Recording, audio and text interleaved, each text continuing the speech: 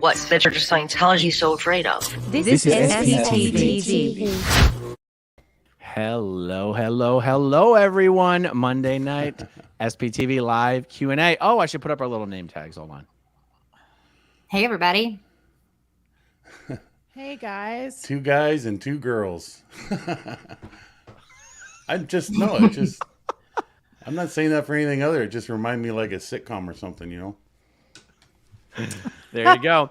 Okay, so normally I have everyone's like YouTube channels over here and I do a little screen share. I don't have that set up, but I do in the description already have Jackson's channel linked and Liz's channel and Reese's channel. And Liz, tell me again what the name of the book is that you've got coming out. It is Confessions of an Ex-Scientologist Pothead. And you know what? I actually am pretty shaky right now because I just got my Amazon proof orders and I'm staring at I have not opened the box. They're right there. Wow. Yeah. That's exciting. Thanks. And when does it come out? September 1st. Okay, 2 more weeks. I know. Are you doing any pre-orders or is no pre-orders? Pre-order should start August 22nd. So you can pre-order the ebook on August 22nd. And don't worry, I will scream and shout should start August all about that. So you can pre-order the ebook on August. Yeah, I thought I would. Okay, sorry. Sorry, I have my FUBAR. Sorry. Okay. I thought I would be jumping for joy when they first arrived, but I'm surprisingly, it's just amazing how much that has to go into somebody's life to write a book about their life in Scientology. You have to go through all of it, then you have to leave, then you have to cut I cut ties with my whole family. I wouldn't have been even able to say half the things in this book if I was still connected with my family. So I feel like it's a huge culmination of generations of my life and family coming into, no pressure, this book. Do you want to do a live unboxing? Oh boy. Okay. It's just one. I honestly might cry. That's okay. I'll cry with you. Yeah, me too. I've cried with Aaron a lot. Oh, okay. No, maybe I'll turn my camera off for a minute and grab it. Yeah. All right, cool. Can you guys cool. chat? Let's do it. Okay. Wow. All right, so let's see. I mean, I just everyone who's written a book, when I hear about how much time and work goes into it, I go, no, thank you. I don't think I could do it. I don't think I could do it. It is a daunting ad. I've gotten the same. Write a book. Well, first of all, I got to get over the personal. It's just me. What do I got to say that's so special? I don't know. And then I get lost in my how do I put it together idea. Yeah, like it took Mike years. I can barely focus on the videos I need to do for the day. That is a fact. I can barely get a hold of you. He's a slippery salamander. You know. There it is. There it is. Official Amazon box. Everything. You're still muted there. There you go. All This right. is such a big deal for me. I don't know if you guys realize what a big deal this is. Yeah, we do. I do. Oh my goodness. Okay. I'm going to open it from the bottom so you guys don't see my address. Okay. Here we go. This is the proof copy, by the way. So if there are mistakes, I get one more chance to fix it. Oh my gosh. Here it is. Look at that. Ooh, that's cool. This won't be on the actual one. Oh, I wish it wasn't mirrored. Oh my gosh. It has a little pot plant. Yep. And then, so every chapter is written like a confession. So it's backwards. Sorry, guys. But No, born in, sparked up, got out. I'm so excited. That's cool. Oh, and then I have little black pages that have some like psychology. This one's about cognitive dissonance. Chapter 6, I'm guilty of high crimes. Confession number 6. That's Holy. awesome. Oh my That's God. cool. How did you go about the process? Did you have someone like who sort of mentoring you through it, or were you just like trial and error? How'd you do it? So actually, this was done by the cover and the formatting was done by a friend of mine in town. Her business is RM Graphics, and I met her in one of my writing groups. So I've been working on this, and I also have a novel that I'm working on since the day I cut ties with my family. I was like, well, then I get to say what I want to say now. Not like an FU to them, but just that's the silver lining. So I'll take it. Wow. Oh, Did I wow. just lose my camera? Yes, sir. Oh my God. Sorry, guys. Wow, Liz. Yeah, There it that's is. quite an accomplishment. That's It amazing. is. And then in the back there is a quiz. That's why I've been so obsessed with quizzes lately. The cult knowledge quiz. How well do you know cults? Oh my God. Do you want to ask us the questions? I'll ask you a couple of them. Yeah. Yeah. Just teaser questions, of course. Jackpot. Right. Let's see. You are going to know this one about Scientology. I'm going to find one that's not about Scientology. Oh, well, Okay. I won't know then. I only know ice cubes. Yeah, I only did ethics-related courses and staff statuses. Fine, I'll ask you one Scientology, one not. Here we go. What controversial therapy technique used in Scientology claims to release past traumas stored in the unconscious mind? Wait. Ask it again. What controversial therapy technique used in Scientology claims to release past traumas stored in the unconscious mind? I'll give you the multiple choice, but then you'll know it. Well, no, is the technique, is the word a Scientology word or is it a non-Scientology word? Yes. Oh, okay. Is it reverie or just Dianetics auditing? Dianetics. Yeah, Okay. that's what I was thinking. That's the one. Basic Dianetics. All right. What cult originating in South Korea gained notoriety for its mass weddings and its belief that its founder, Sun Myung Moon, was the Messiah? I already know it, so go. Someone else guess. I'll give you some options. It could be the People's Temple, the Unification Church, the Manson family, or the Branch Davidians. Oh, the unification thingy. The Yeah. Moonies, the unification. Yeah, I was thinking that's what I thought Moonies too. Yep. And Yeah. they did have these mass weddings, which is, Wow. I don't know, crazy experience, I'm sure. His daughter wrote a memoir. One of his daughter-in-law. Yeah. You see, Liz, that's just impressive. You didn't not only just write a book about your life story, but you also educated yourself. I mean, I just sat in a security booth and rode on a rover bike and chased people down and brought them back against their will. You wrote that book with her with some back knowledge and some better understanding of what you're writing, basically. Yeah, I tried. I think that Incredible. was a big thank you. It Thank is. you, It is. Jackson. Yeah. It's a big deal. Yeah. Thank you. I was really surprised when I came out of Scientology and I did start learning about cults and high expectation groups, high control groups, high demand religions, is that they kind of all follow a very similar pattern. And that was really empowering to me to be able to let go of Scientology when I could tie it together with a lot of other high control groups and say, oh, like L. Ron Hubbard was using these same control tactics. And I think it's been helpful in my life as well, because, we go through life and there's a lot of control put on us. So Yeah. nice to see where it's coming from. I'm So, just gonna Liz, do read you my have a book. whole? It's awesome. Do you have a whole Embrace it. section in there about the Moonies?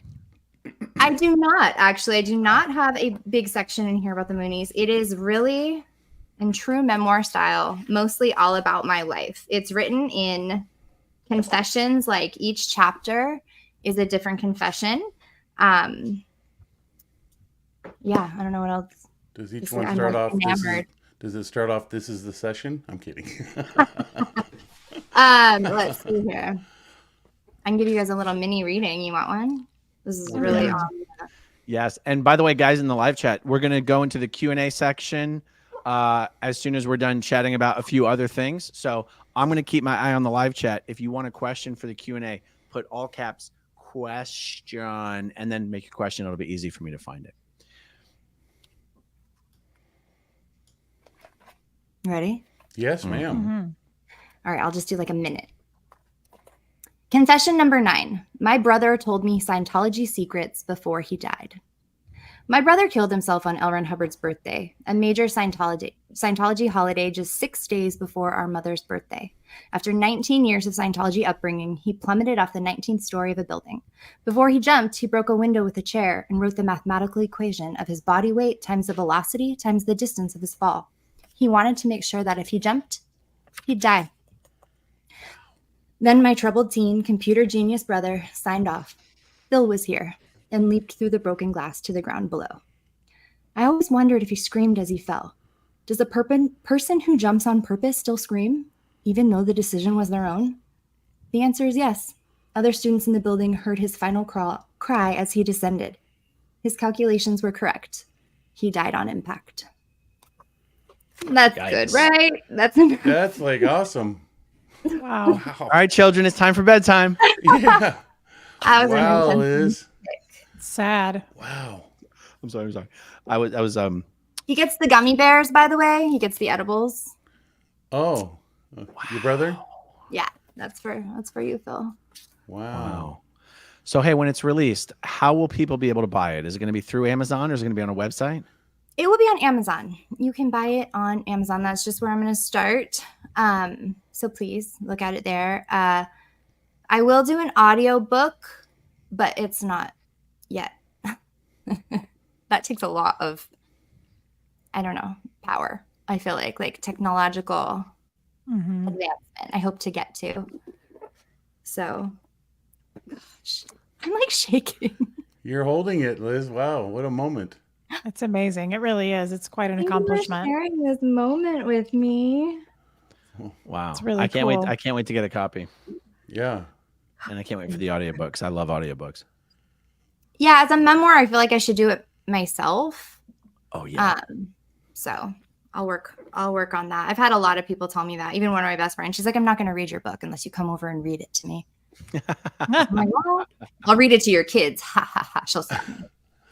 Well, actually, I mean, it's kind of a funny way you might be able to use your YouTube channel is just for the hell of it, read some chapters like chapter 1. I mean, you can still do an audiobook. Right.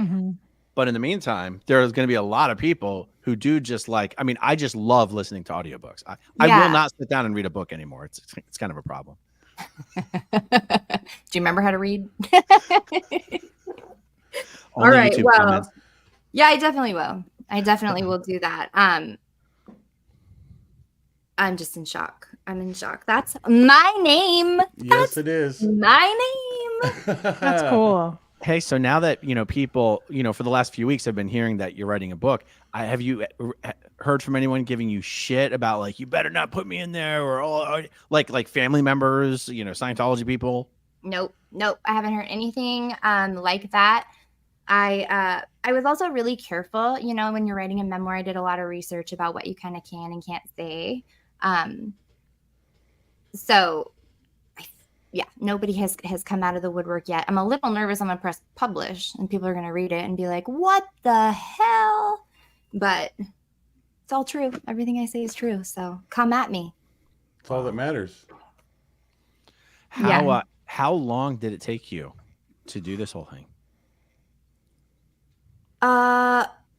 This particular project, I first dreamed up about 5 years ago. And I said it to somebody and they said, that's really stupid. And I was like, okay. So I didn't do it. Wow. And then No way. after I started my TikTok, I just realized like nobody cares what you do. Nobody cares. Like do what you want to do. And people will like you or they'll hate you or they'll tell you you're stupid. I mean, does it really matter at the end of the day? Like I wanted to do this. I wanted to be a writer and have my name on a book ever since I was little. I remember being at Delphi, Oregon, the Scientology boarding school at 8 years old, walking from the girls' dorm into the building, thinking, this is weird. This is a weird life to live. One day, I'm going to write a book about this. Wow. And you're holding it. You just read from it. That's inspiring. Anyway, it's a really big moment for me. Thank you for sharing this moment with me. Well, I hope we can help you sell out everything you got printed. Yes. Thank you. I appreciate that. That's really Wow. cool. Okay, too much focus on me. Reese, how's that ice cube going? How you thawing out, girl? Well, came from the North Atlantic. I don't, there's not much I can talk about other than the fishes. No, really, I would like to write a book too. That's inspiring Yeah. what you just said. I did a live last night with Jeff, Okay. and Jeff has one of the sexiest voices. He sounds exactly like Donald Sutherland. Ooh. Everybody agreed. And they all said if you write a book, he has to do the audio reading. I love that. So we might just twin up and do that. Oh, I'd be so excited. I feel like we should have like a book fair. Yeah. A little. In But fact, like Aaron said, it's so lengthy. I don't know, Aaron. That will take You a mean long time. the writing? process? Yeah. do you enjoy writing? I don't know if I do. I mean, Well, I've kept a journal, but I mean, writing a book is a big task. I don't know. Well, But Liz, looking at you and can looking do at it. you open that Liz, up and show it to us makes me want to do it. literally, if stuff- I can do it, you can do it. like what she's saying, Liz, was that happening for you? It's Which part? Well, what she was just saying in response about writing a book. Was Oh. that like that for you at the beginning? Yeah, I mean, of course, there's like writing a book it's one of those big goals that you can break down into small Yeah. tasks, and depending on what you look at it is how overwhelmed you get. Mhm. But I love to write. Like writing Mhm. has always been part of my identity and part of how I process things. In fact, Okay. in here is an article, I wrote like when I first cut ties with my mom. I wrote an essay and had it published on Mike Rinder's blog. So that's just kind of how I process things as well. Okay. And I also kind of have this bad habit of like always wanting the last word. So yeah. that's motivating. Well, you got it between two covers now, don't you? I sure Your do. name on the front. I And there's no sure rush, do. No, you know? So it's Yeah. like, Sure maybe I do. should just kind of start somewhere. And then if it takes years, it takes years. Yeah, when Aaron doesn't Well, answer it when will you take call, years. you can write a book. Yeah. I think that's to be expected. I mean, people can do it much faster and, that's fine. But like as a realistic expectation, I know you have a family and you have stuff going on. Yeah. It's okay to spread it out over a long period of time because that's totally Yeah. normal. Yeah. Yeah, because I mean, you just mentioned that, Liz. I got to witness you with your postings. Yeah. Probably 3 seasons of a farm you Yes. cultured and grew. I know. That's why I'm so happy. I'm not full of crap, everybody. I really was writing a book. I really was. I know. While you're working hard at life, Yeah. on top Yeah. of Well, your and- kid growing up and their Mhm. accomplishments, their basketball, and Yep. yeah, We have a basketball family, so sports. Yeah. And I kind of feel like I have to hide away with this topic. Like I'm not writing a children's book here. This is This is for adults. So in case that Oh, wasn't yeah. clear, like this is for It's heavy. grown up. Yeah. It is heavy, and talk about cannabis right there on the front.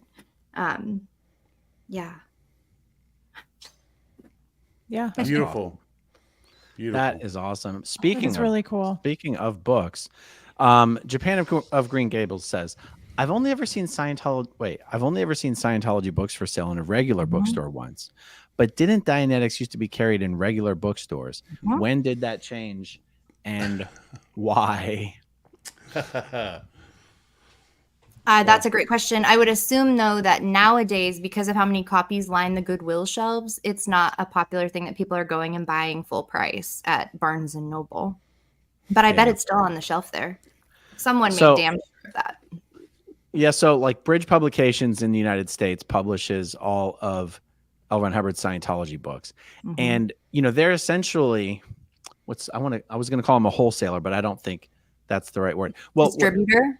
yeah, so when they sell books to Barnes and Nobles has to order those books. You can't just it's not like a library where you just send them their books and they put it on the shelf. Barnes and Nobles has Right. to say we're ordering your books. Right.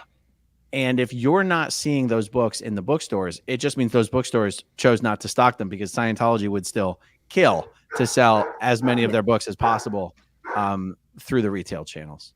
I used to, hell, it's been so many years since I've even been into a bookstore, but I used to still see some Scientology books on the shelves now and then. I Mhm. probably haven't been into a bookstore in over 5 years at least. What about you Well, guys? Yeah, I look every time I go through Fred Meyer or Powell's and Barn. Not Powell Barnes, whatever Barnes. Barnes I'd and look Noble. just Barnes and Noble just for giggles to see if Mike's book sitting or Leah's book or someone's book is sitting right next to but I can't find them. I had this idea about starting, instead of a food truck, a little SP library. It was just like you open the back and it just has all the Scientology books. Just like, what do you want? You want Leo Remini? You want Liz Gale? You want A Billion Years by Mike Rinder? What do you want? Oh, here's one. Liz, check this out. Nicole the Kiwi says, I have Mike and Mark's books, both signed. I love the idea of having these signatures of these amazing people I look up to. Will you be offering signed versions of your book? I need it. Have you thought about this? I hadn't thought about that. Nicole, the idea that somebody would want me to sign their book and actually want my book is like, I'll give you a book, Nicole. You are the first person to ask me. Hook me up with this person, Aaron. Yeah. I love Nicole. Nicole, email me at Great. growingupinscientology@gmail.com. Liz, I'll tell you what Mike did. Because he put it on his website, right? well, right, because his book was being sold through whatever the publisher is, I forget. But Simon and Schuster, I think. Simon and Schuster. So like Mike was allowed to order books directly from Simon and Schuster for himself for like Amazon. 20% of whatever the normal cost would be, right? I can do that. I could offer them. I have a website, rusticandresourceful.com, and I certainly could do that, Nicole. Something for me definitely to think about. I have some little it's also a great way to use your YouTube channel and your TikTok because those are the people who are like, specifically interested in your stuff because they've either subscribed or followed or whatever. And you go, hey, you can either buy my book here, but if you want a signed copy, you can get it directly from me. That's a great idea. Thank you, Nicole. You may have changed my life for the better there. I appreciate that. Let's see. Deanna Cavaloy says, where is Janice tonight? Yes, I did say last night that I was going to have Janice join us.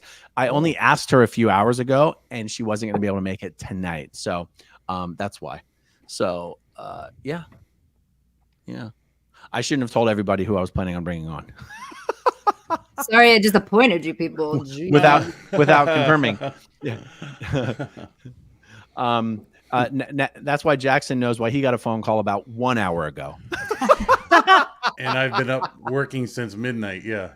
Oh my goodness. Oh my goodness. Ooh. Well, for the record, we do not have to do 2 hours tonight. I am so exhausted that if we do an hour and a half, that's totally cool.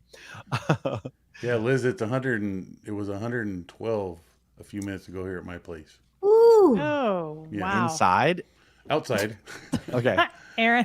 I've been driving around working in it all day. Wow. Okay, Cheryl Texarkana. Question for Reese. Are you not a degraded person because of your diabetes? Because of the beatus? I would say due to my beatus and the ice cube, I'm probably more degraded. I would say. Yeah. So did anyone give you shit about that in Scientology? Yeah. Yeah. It's a low tone situation. I mean, it's a body problem that you should be able to kick to the curb. That's a phrase I totally forgot about. The phrase that you just used. I've never used that phrase with the viewers. Body problem is something Scientologists say all the time. Yeah, it's a body problem. And honestly, I could kick it to the curb, but I support Ben and Jerry's. So I choose to have the beatus. Oh my God. I mean, it's just what you choose to eat, guys. Awesome. So I chose the body life. Oh my God, that was cool. What's your favorite flavor of the Lately, Beatus there's a and new Jerry's. one. Well, I mean, I don't have a favorite, but there's a new one called churros, which is like the cinnamon things. Oh, yum. That's fairly life changing. Milk and cookies is good, but Chubby Hubby in honor of Jeff. And there's quite a few. I like fish food. It's whatever you're in the mood for. It's whatever you're in the mood for. You want to hear a little Ben and Jerry's fun fact? When I was routing out under 24-hour watch and 2 guards, there was another fellow that was there in ethics trouble out at the old Gilman house in Gilman Hot Springs. And he used to have his guard get him Chubby Hubby Ben and Jerry's, and he started collecting under the lid. If you collect enough of these, you can send them in, and they'll send you free ice cream. And I caught on to that, and I did it myself while I was routing out of the Sea Org, and it was just an FU. It's like, I can do whatever I want out here. So I'm surprised they mailed it out. But next thing you know, I got Ben and Jerry's and Frozen in the mail. That's while I right. was That's what routing that's out. about. Yeah. I just saw someone say Cherry Garcia. That's a really good one for a Friday night. Ooh, Yeah. That's really good. With if you a scoop of that with the brownie, chocolate brownie. Oh, that feels right as I'm well. gluttonous. I know their dairy-free options are actually really good as well. The rest of my family is dairy-free, and when we run out of ice cream, I can stomach theirs.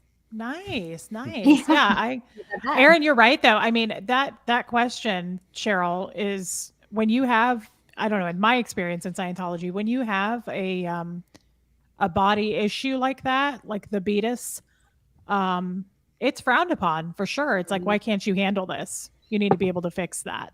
Yeah. And You guys- also, I should point out that a Scientologist would never even differentiate between like type 1 and type 2. Type 1 being No. genetic, you couldn't even do anything about it, no matter what lifestyle changes you made. That's They'd be correct. like, it's like anything wrong with you is equal to anything that's wrong with you is equal to it's your fault somehow. Yeah, it's a Yeah. bad condition to be in. You're in a lower condition with the body, and you should be able to go in session and just handle that. Yeah. Yeah. Should- Yeah. I remember. Go ahead, Liz. Go ahead.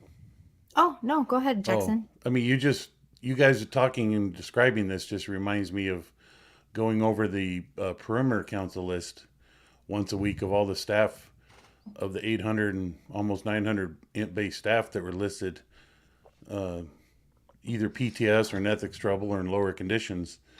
The PTS list had people who had body problems, and there was always discussions as to what's going to be done about them taking care of their body problems, not Yeah. what us as a group can help offer them. Right. Help them navigate through the body problem. Right. Yeah, instead of Yeah. a meal train, it's a big long CS list of all of the things you need to pay for in Scientology. Yeah, I mean, there was even one time this gentleman, his name was Jacques. I think we may even talked about those. Mark, he used to be he is a French Canadian, but he used to be on the represent Canada in the Olympics sometime back in the early '80s, and as a gymnast. But there was he used to work a night shift, and a couple times he could not wake up.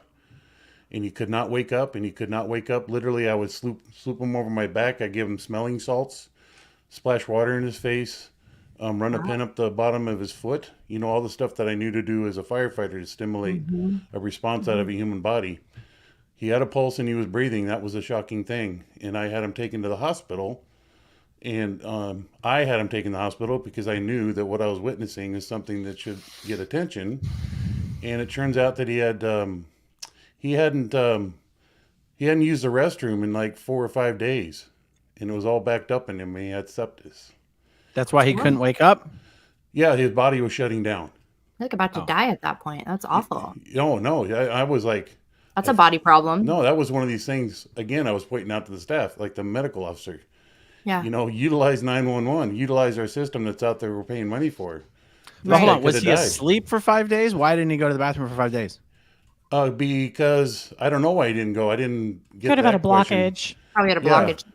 Did you guys see, sort Anyways. of segue, that's how Lisa Marie Presley's, what's it called when they tell you how you died officially? Her autopsy report came back not that long ago, and she had a blockage in her digestive tract, and that's ultimately what she ended up dying from.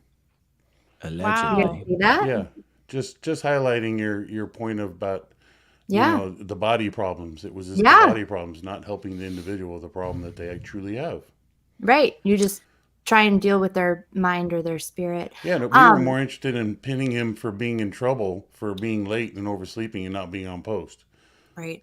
And as someone who grew up in Scientology, that really strikes a nerve because it's really crappy to be a kid who has some sort of, childhood illness or developmental delay or just sort of special need in general, because either it's not acknowledged and you don't get the care that you need, or it is acknowledged and all this stigma, comes with it. I had a friend who had seizures as a child, and she was told it was that bodies in pawns scenario, that she had another body somewhere else, and that was the reason that she was having seizures. But then it turned out there was obviously a real physiological situation that she had that later was found out, and she's okay now and stuff. But it's just strange when you, as a parent, when you approach it with that very fine filter. I have kind of a weird question about if you guys experienced this and thought it was weird. Whenever I would have, like when I was diagnosed with diabetes, I was sent to the MLO, the Medical Liaison Officer, which was being held from above by the QualSec in Division 5. Don't you guys think that's weird? I could see being sent if you had a really bad headache, maybe, or pulled a muscle, maybe. I never understood like a real problem like diabetes. What the hell is the MLO going to do for you?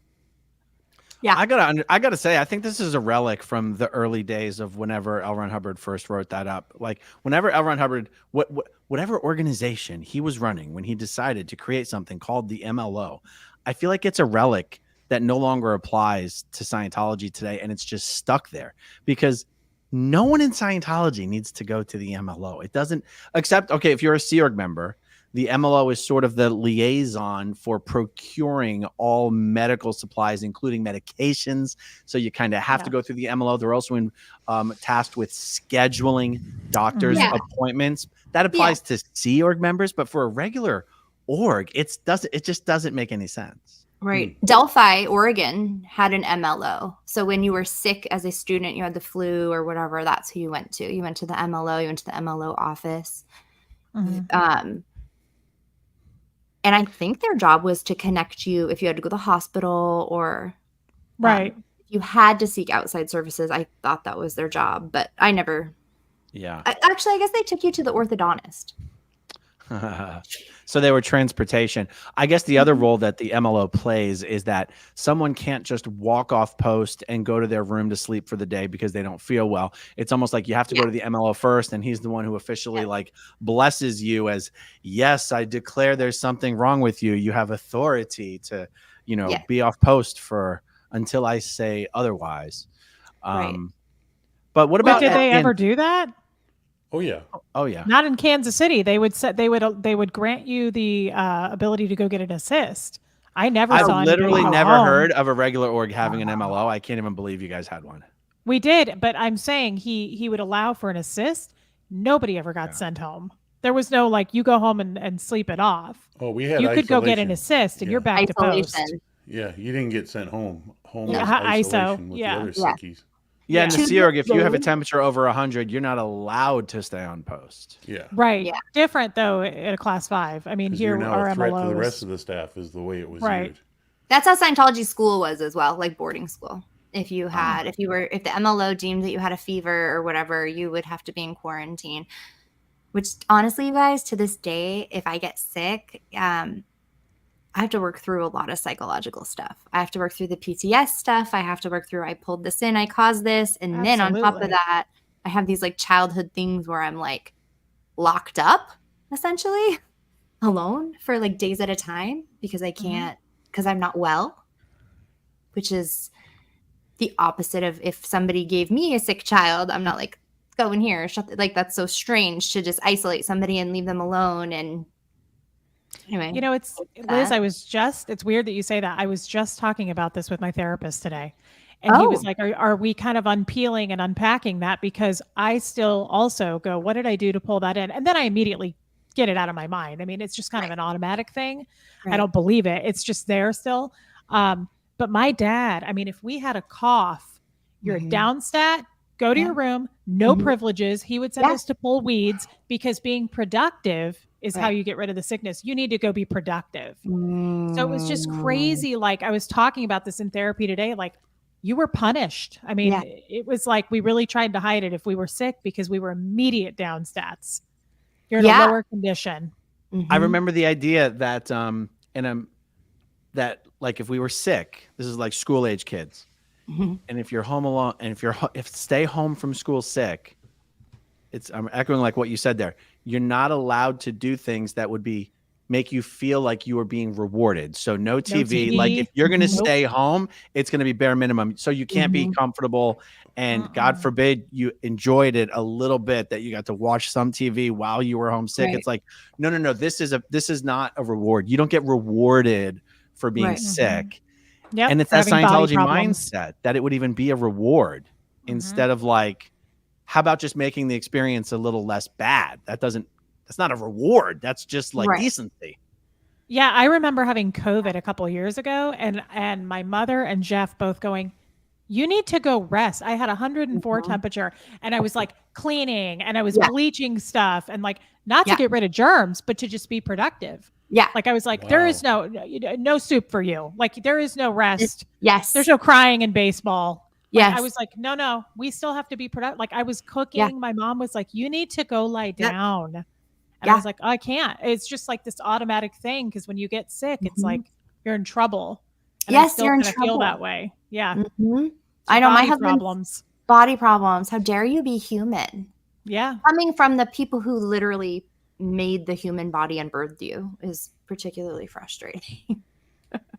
I You hope didn't want a Liz, human child. You should have gotten a dog. shouldn't have had kids. Liz, I hope that you and I can work through that. And my goal is to, like, I know I'll never forget, but basically forget. Like, I Yeah. still to this day go, like, what did I do to pull that in? I still fear like I'm going to get cancer because I left. And what if the tech Yeah. really does work and I Right. pull in pancreatic cancer or something? Like, I still worry about that stuff. And that's why I'm in therapy. But like, you know, it's a real thing. And I hope that we can unpack it and leave it behind.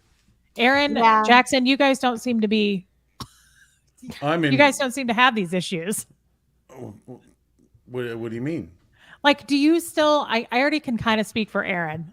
Aaron, do you? I feel like Aaron just blew it all away and like doesn't have these issues. It took me, I remember it took years to stop when I was sick, kind of just going through, oh my God, all the horrible things I must have done. Yes. And not even that I would like, feel all caved in about it, but just the fact that it was even there as an idea, Yes. like, oh, this is bad, and everything bad I've done and everything, da, da, da, da, da. I don't have that sort of mental pressure or process Yes. running in the background now when I get sick, but it took Yeah. years for that to go away. That's wonderful. That's actually really inspiring to hear. It to be is. honest. That's what I mean. I want to get to that Yeah. point. I want Yeah. to get to that point. I think Well- the sicker I am, the more I feel that. So I'll be okay with like a cold, but if I'm laying down like on my deathbed with the flu or something, Yep. you will find me in the kitchen scrubbing some pan, like Yep. sobbing uncontrollably and like why are you doing this? And Yep. I don't really know. Well, like, here's get a to work. I perspective. laugh, but this has happened multiple times. I'm a little shocked on all three of you talking about having to do work while you're sick as a motivation to. But Jackson, when you were in ISO, didn't the MLO come in and tell you all to get out of bed and start cleaning the whole place? No, my entire time in the Sea Org, never once was that part of the gig. You went to ISO, and there would be daily rounds of temperature checking.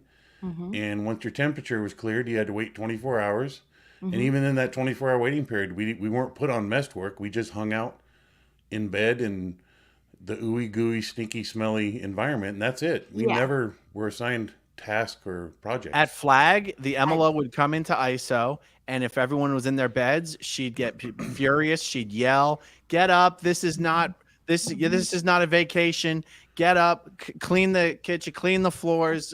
Put everything away." And you're like, "We're here because we're sick. Right.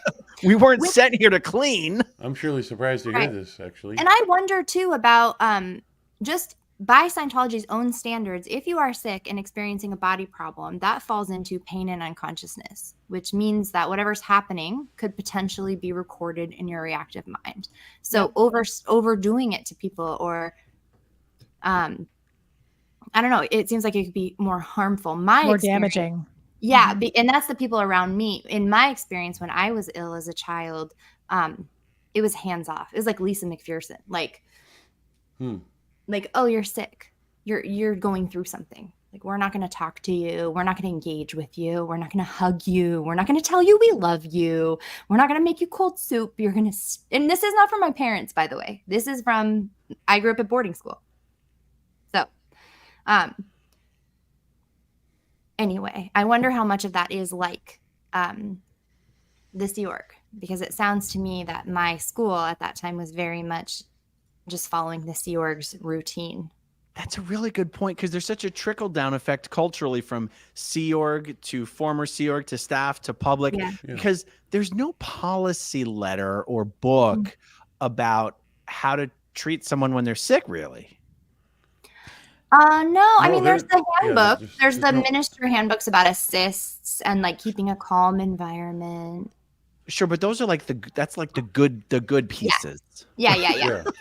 What I think is funny is what we've all experienced, which is you're down stat, get to work. But then the PR version of it is a Scientologist will say to a non-Scientologist, oh, we just send you to the doctor. We don't, we just, like the way to happiness is like get good care and all of that. That is so not how it really goes on. See, somebody made a comment. Oh, go. I'm sorry, I didn't mean. No, we didn't. I don't even think we had health insurance growing up. My dad never took us to the doctor. I never knew I had it or didn't or it existed. I just went to see the MLO and got direction. Yep.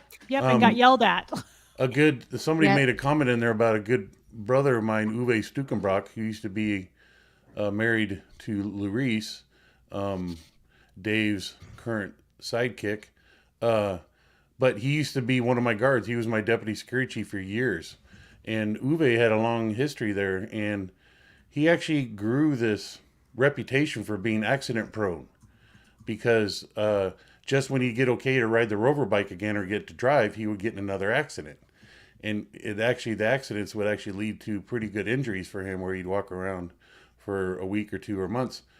But nobody bothered to look into further as to why he's so accident prone. Well, it turns out that he had MS, and he could not control his body. Sad. And I remember thinking back, just walking him walk. It's like Uwe has an awkward walk about him, and it literally was like he couldn't control where he was going to place his foot. Progressively over time, I started, and I didn't know any better. It's just I thought he walked weird. Yeah, part of his characteristic, but. He was even on one call that I was at the firehouse one day and was dispatched to as a Riverside County firefighter and canceled en route because Uwe wrecked my security truck and canceled incoming help from 911 and signed a medical release form simply because he knew I was responding.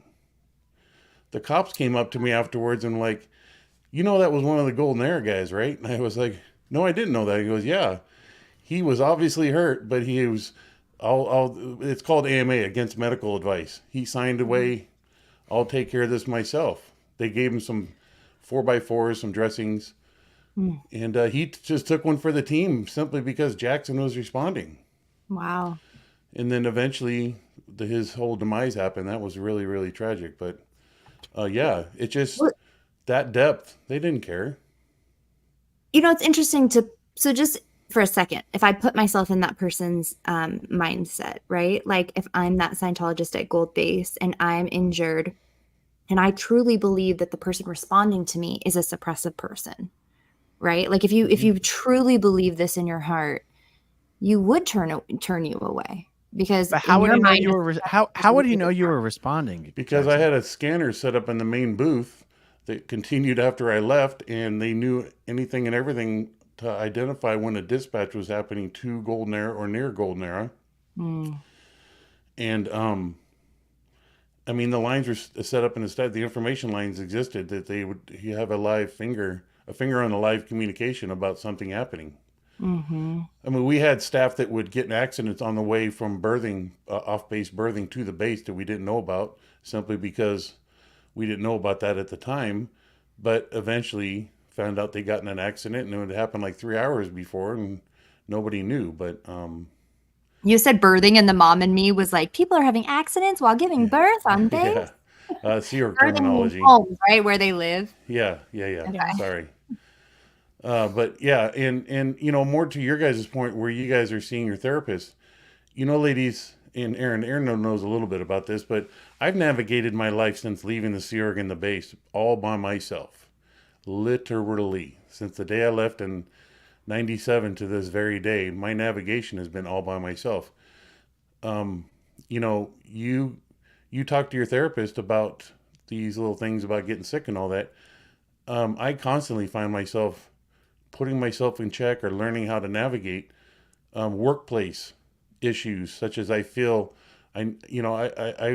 predominantly worked in a customer service type work field, and I especially do now. So I really care for my customers, get to figure out their little isms and how I can make the service every time I go there better. And yet there's company guidelines that spending more than 5 minutes there is a waste of company time. We have these procedures we got to follow and take a picture and move on. Well, I still drive away trying to figure out how to make it better for the next time I come there next week. So I still have this feeling that I'm going to get in trouble if I don't take responsibility for my customers. Where there's other guys, it's like, they just move on, don't give two flying Fs, you know? Oh, And yeah. Can I ask you a personal question? Sure. Live on the air in front of thousands of people. Have you ever wanted to engage in therapy, or is it I something was set that up you with just somebody. don't want to? I have a big button on getting over the stigma that whatever I get out of this is through the money that comes in my wallet into their hands. Okay. I haven't been able to get around that. I'm not saying I'm walking around in effect and it's dictating my life, but No, I get it. It's a big button to me. I have zero interest. It's like even when I was earlier riding out and having to go see Hans Sully at AOLA in LA to do my conditions and figure out how I'm going to get back on course, I used to yell at him at the fact I got a problem. I can't go sit down in front of Reg. I'm never going to donate money. I'm never going to take a course on credit because even L. Ron Hubbard says, don't spend money that you don't have. And you guys trying to get me to do this on credit just ain't a selling point for me. So I gave a good 3 efforts of 3 sessions. It was good. And it was a therapist who was familiar with Scientology. So that helped. But she was also very open about my being open about, I can't pay for this. I just got a problem with it. And I didn't say that to disrespect her effort to help me. It's just that is what is just in the forefront of this going on here. It's hard for me to dig deep on myself when I realize that this is just about the buck. So there you have it. There's my answer to your very personal question. Thank you. Thank you for answering me. That's nice. You know, the first time I went into therapy, I went before I had even come out from under the radar. I hid it. It was a big, secret. I was having panic attacks. So I felt like I was crying all the time. I had to do something. And I had a 3.5-year-old son. So I really felt motivated to do something. And I went to see that therapist for like 9 months. And then I stopped for maybe a few months. And then I actually ended up at another therapist for about 2 years. And then took a break. So I don't know, just to say like those 3 sessions you took, I'm sure that I hope maybe you got something from them. And like, Oh, I did. if you ever want to again, you could go 3 more. Julie, I get more here out of my needed therapy than I do anywhere else. That's nice. Here, sitting here, listening to you guys tell your story and relating. Yeah. Well, yeah, that's a facet of my life too that I've had that. Yeah, I can agree. Yeah, and Aaron does a good job of putting it all in layman's terms. Yeah. To the listening ears out there, because it's hard. It's hard for us to sit here and I'm kicking out terminology all the time, just not thinking twice about it, forgetting that there's ears out here going, whoa, wait a minute. What'd you just say? Right. And, I certainly don't play victim with all this, but it certainly helps. And I literally lay down in bed to go to sleep at night and I'll kick on some SPTV just to, there's a little comfort in it to me. Yeah. I got to It's say. like old friends. Yeah, absolutely. I mean, we're all I mean, Aaron and I never knew each other before all this, but the first time I met him, out in Florida, it was just kind of cool from there on out, But he really gets it, and what I dig about it is he gets what I witnessed roll downhill. You guys are talking about how, in my personal view, the shit started up here and was forced down everyone's throat all the way down to the paying public. Right. Because I was shocked to hear this went on at the base. I remember when it started. I remember the beginning points in which certain people were pissed about this, and other execs felt they needed to follow suit, so they'd write together the proposal to go to LA to institute it at the next level of management, and then force it down that level of management down to the rest of Scientology. Yeah. Just incredible. There's a trickle effect. But whatever is happening at Gold, the rest of us on the outside of Gold, the public, think is the perfect way. Because if it's happening at Gold, it's ideal. So we want to do everything that comes out of there. So, of course, you would have a school based on what's happening in the Sea Org, because they're the chosen few. They're the ones that know. One of the first times I did go to counseling, I just, as I do, kind of laughed a little bit about sort of the things I had gone through. And my counselor said, what you have gone through is abuse. And hearing that to me was worth that day's money paid. Because I didn't know that I had gone through, abuse. I thought that it was me. I thought, I kind of pulled these things in, and it was me. I kind of had a hard time. So in some ways, it can be nice to go to therapy. For me, it was nice to go to therapy to have somebody else say, "Hey, that wasn't okay." And you may have to go through a few. I don't know about you, Liz, but I went through a few that, I just wasn't. I wasn't feeling it with. I wasn't clicking. Totally. So there's that too. My mind is not fixed on the fact. Yeah, ladies, it's all about the money. No, my mind is stuck on the facts of the results you felt you guys got.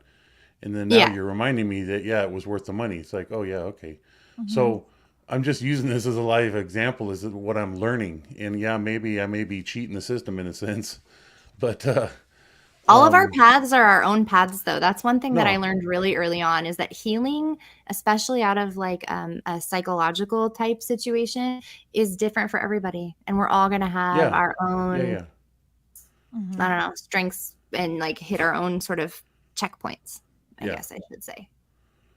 Yeah. Anyways, I mean, that's a big share from me to you folks and everybody that I sit here and partake in and help and everything. It's incredible how thick and deep this cult effect goes, specifically with Scientology. I personally feel Scientology stands above the other cults, because they figured out a unique aspect of truly fucking some people up. I mean, that's just a blank point of putting it. That's my view of it. I haven't done much study on the others, but I mean, they at least could walk down the street and get a Big Mac if they wanted, whenever they wanted. I did not have that ability. That wasn't even a thing that resided in my mind that I could do.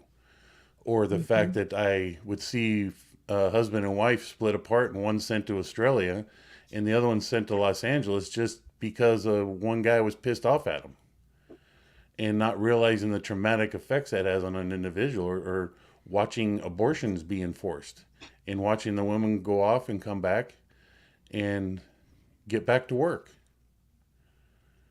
It's like, what? I mean, that was insulting as a man to wake up to that realization. I mean, that's the most terrible words that can come out of my mouth that I've ever partook in my life, that I consciously but unconsciously contributed to another woman, my own love, getting an abortion.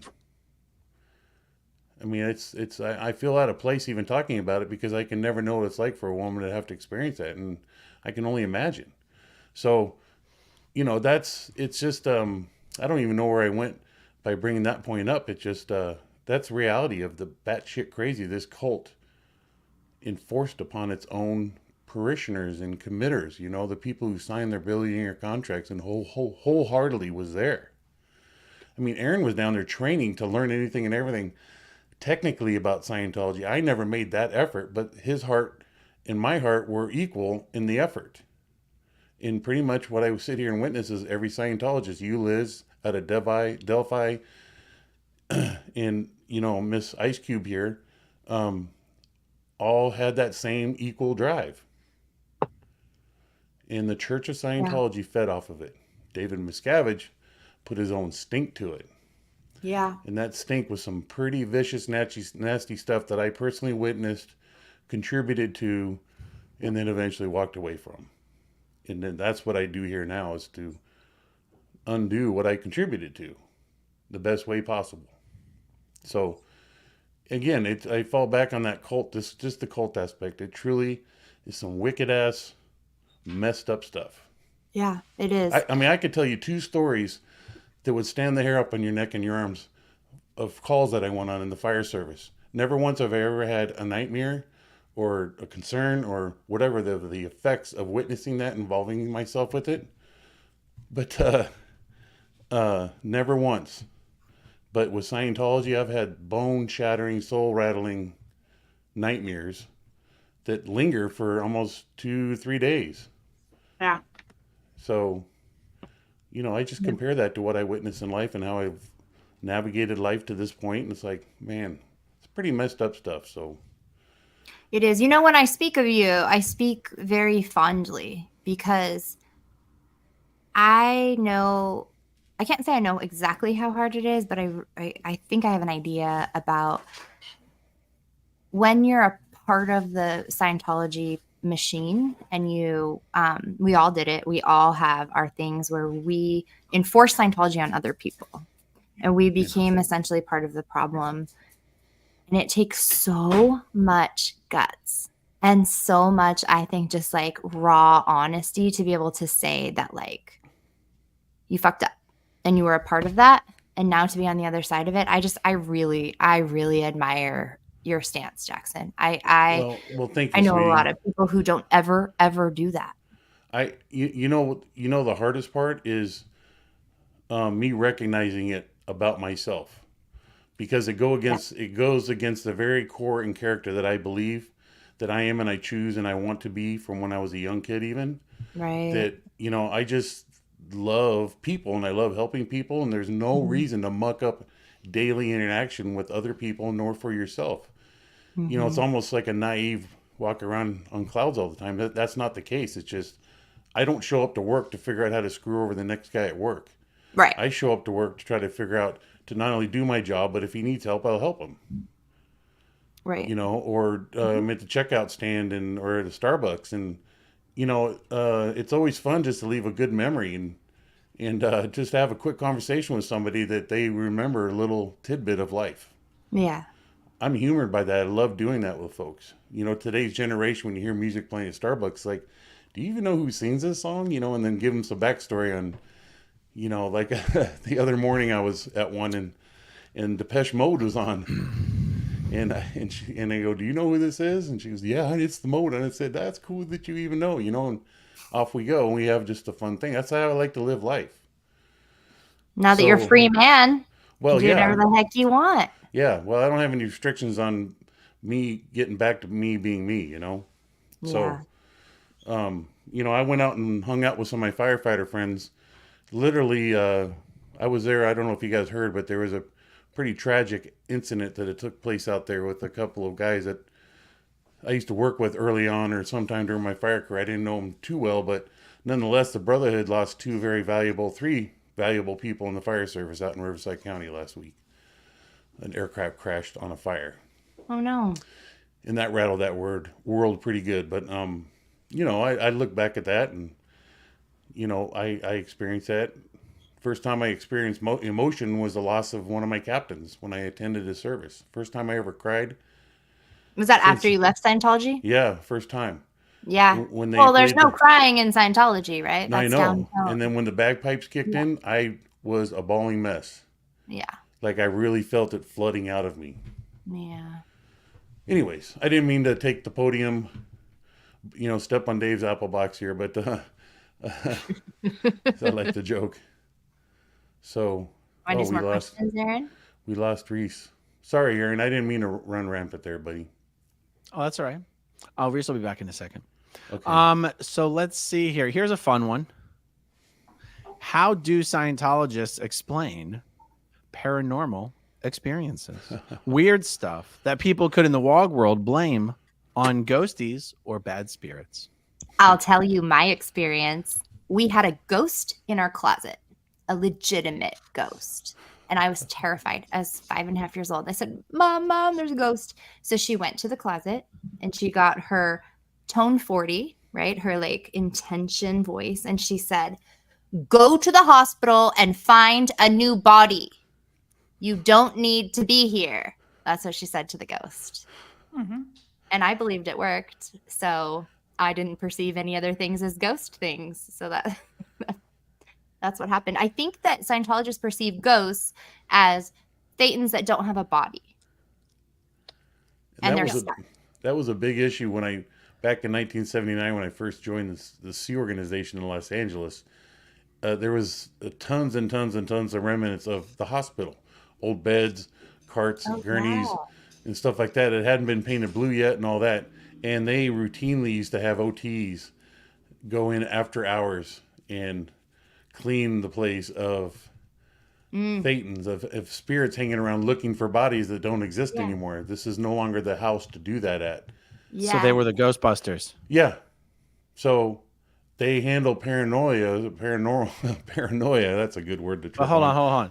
Were they going in to preemptively clean out the spirits, or had people been complaining during the day? People had been complaining, and other thetans were picking up on it, and other OTs were picking up on it, like they were the more senior Scientologists at heart. So it didn't matter what their post position was. It was just let's get some OT3s and higher in here to kick everybody out.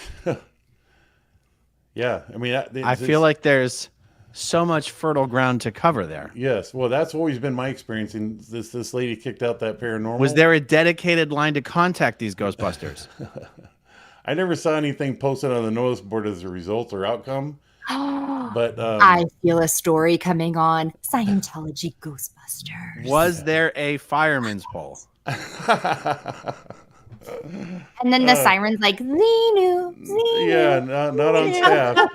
We used to have pancake breakfast, but what division of the org board were the Ghostbusters posted in? I was just a little young buck down in LA, so I couldn't tell you. I just Div 6. It's got to be Div 6. New traffic. Well, or in Qual. Public contact or public servicing? Yeah. Ooh, I don't know. They don't count as bodies in the shop in the ultimate stat. So what point. good are they? They had to go pick up a body so you could count them as bodies in the shop. That's right. That's a stat. The biz was down, so they're like, call the Ghostbusters. Call the Ghostbusters, hurry. But it is weird because, correct me if I'm wrong, in Scientology, also, if you hear my dog going next to me, that's his happy sound. So all right. Cute. In Scientology, though, I was under the impression that the idea is that the thetan attaches to the body like in late pregnancy or at birth. Is that right? That's sort of So what I it'd be remember. dangerous, right? To be like in a hospital full of these thetans popping around because they could like inhabit your newborn child. You gotta watch out. Did we just That's step why out? you've got to have that negotiation finished before you're ready to give birth, right? That's why that's I think important. so. And That's you where wanna hear- Dan O'Connor comes in. He's the Thetan baby negotiator. Here's a funny thing also in terms of the That's weird. paranormal. When I was part of the film crew, not the original, but an earlier version of the shoot crew, where they shot all the internal films for Scientology, L. Ron Hubbard specifically would send down directives to have the shoot crew, which I was part of, reshoot an episode of The Twilight Zone. Exactly. An episode would be provided us. I don't remember the titles, but we would sit there and duplicate the sets, the acting, the lighting, everything, that the script, everything about a particular episode, and submit it back to L. Ron Hubbard and get a critique. To what end? to prove our ability to actually make a movie, make a film. Oh, okay. That was the point. But it's funny, you asked this question, and he chose to utilize the Twilight Zone. I mean, why didn't we do Happy Days? I don't know. Happy Days is popular, Laverne and Shirley show, but no, we had to do the Twilight Zone. Oh, so it was just a drill to practice shooting films? Yeah, but it wasn't about ghost busting? No. Okay. It was just the weird choice. Like I said, why didn't you use Happy Days for us to recreate an episode from? I don't know why. Yeah, I don't know. I know never either. realized it till now. I'm like, oh my god, we used to do Twilight Zone. Yeah. That's very on brand. That feels very on brand. Honestly, I bet that's probably where L. Ron Hubbard was getting his ideas. Wouldn't surprise me. He's probably plagiarizing it. All right, some of these comments are from earlier. So Jersey Janet goes, "Hey, Aaron, did you get your 11X hat to go with your?" Oh yeah, 10X dude. hat? I have one of I those did. too. I have a captain's hat. It's essential. Check that. Is that a 10X. genuine Grant Cardone? Yeah. Someone, instead of throwing it away, sent me their box of Cardone stuff. Swag? So when I talk about Grant Cardone, I wear this, but I said, you know what would be better than a 10X hat? One up in them. X hat. Mhm. Boom. There you go. There you go. It's Take not that, exactly Grant the same. Cardone. Not exactly the same font, but it'll the do. That's 10X. awesome, man. That's funny. You need to wear more hats, Aaron. You look good in your hats. I know, but once I put them on, I can't really take them off. That's the problem. I know. We talked about this. Well, see, I Yeah, I only wear, saw that. You could I just only wear wear a hats shirt. because I shave my hair down, and I don't think it looks good, so I dress it up with a ball cap. Just shave it all the way down. Well, So I used to guys- do that for the summer, but When are we gonna all get together in real life and have a party? I know. Whenever. Because this is my goal. I want to get my ass to Clearwater, and I like throwing parties. I'd like to have a party. There's not that many people here. We'd be better off meeting in LA. Okay, LA. Yeah, Portland, Oregon is not the worst. There's quite a few No, people there's around a here. a handful of people here. A lot Yeah. of Maybe cool we'll folks. just do that, Jackson. Yeah, well, we've We already have had a few. we've had a few gigs together. Mm-hmm. You remember when Laura's band came through with lady what's her name? Remember we went and had sushi? Were you part of that? I wasn't a part of that. Oh. Thanks for bringing up what I wasn't there for. Shit, sorry. What do you think Though they all look alike? I did end up one night across from the new, I say new, it's been a few years, Portland, Oregon Church of Scientology. Several years ago, across the street was a male strip club. Yeah. So a bunch of us SPs went out to dinner. We did They a actually big have those? party.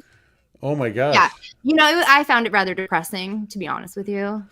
I was like holding back momming all of them. Like, you could go to college with these ones, right? Like Yeah. this. Wait, this they weren't going to. in a nutshell. I thought they weren't working their way through dental hygienist school or something. I mean, they made it. We didn't get Plus, that I think it far. was a little cold that night too, right? No, I'm kidding.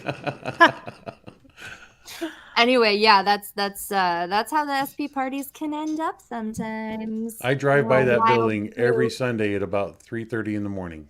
The male strip club. No, sorry, that was bad follow up in that regard. No, the 4 or 5 story empty gold as Scientology Church of Scientology Portland building.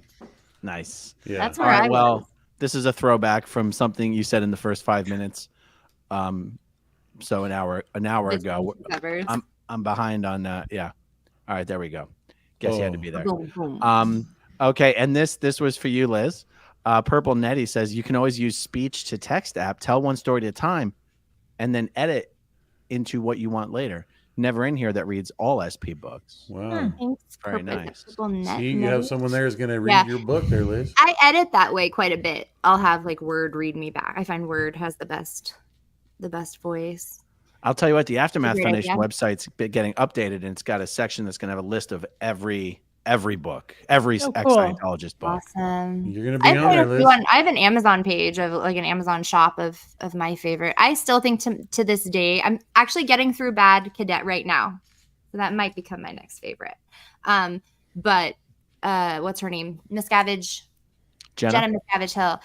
That book shook my whole world. I wasn't completely out yet. And I remember telling my mom, I said, Mom, Jenna Miscavige Hill wrote a book. So she was born in New Hampshire, her parents worked for my parents. And so we were both babies in New Hampshire together. We don't know each other, but Her family left and went into the Sea Org. My family went to Clearwater as flag because my father had done LSD.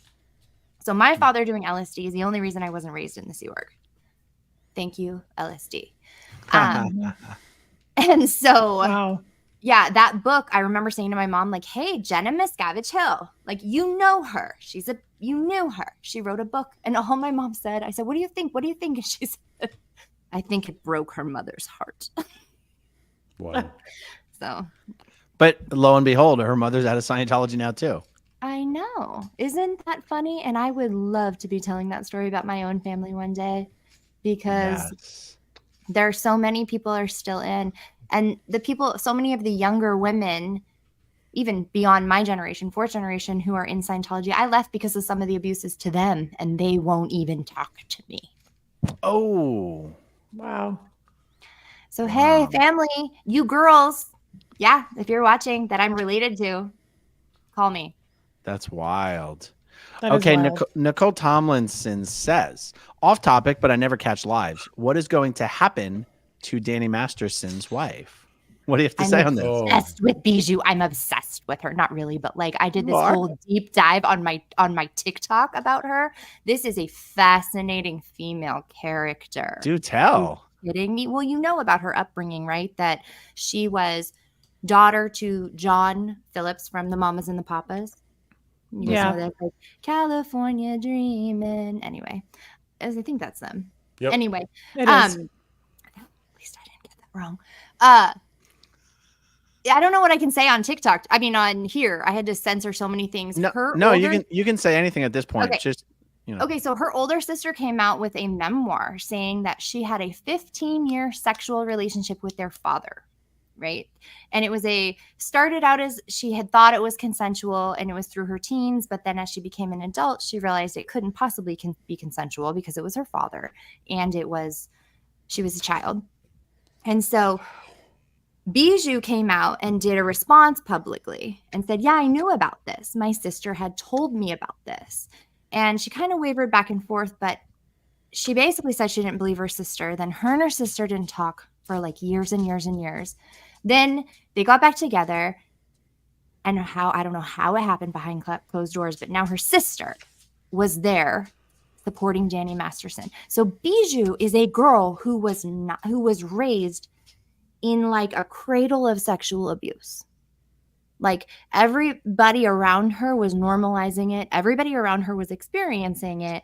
And everybody around her was shiny and flashy in Hollywood. And then she grows up, she marries Danny Masterson, she goes into Scientology, then this happens.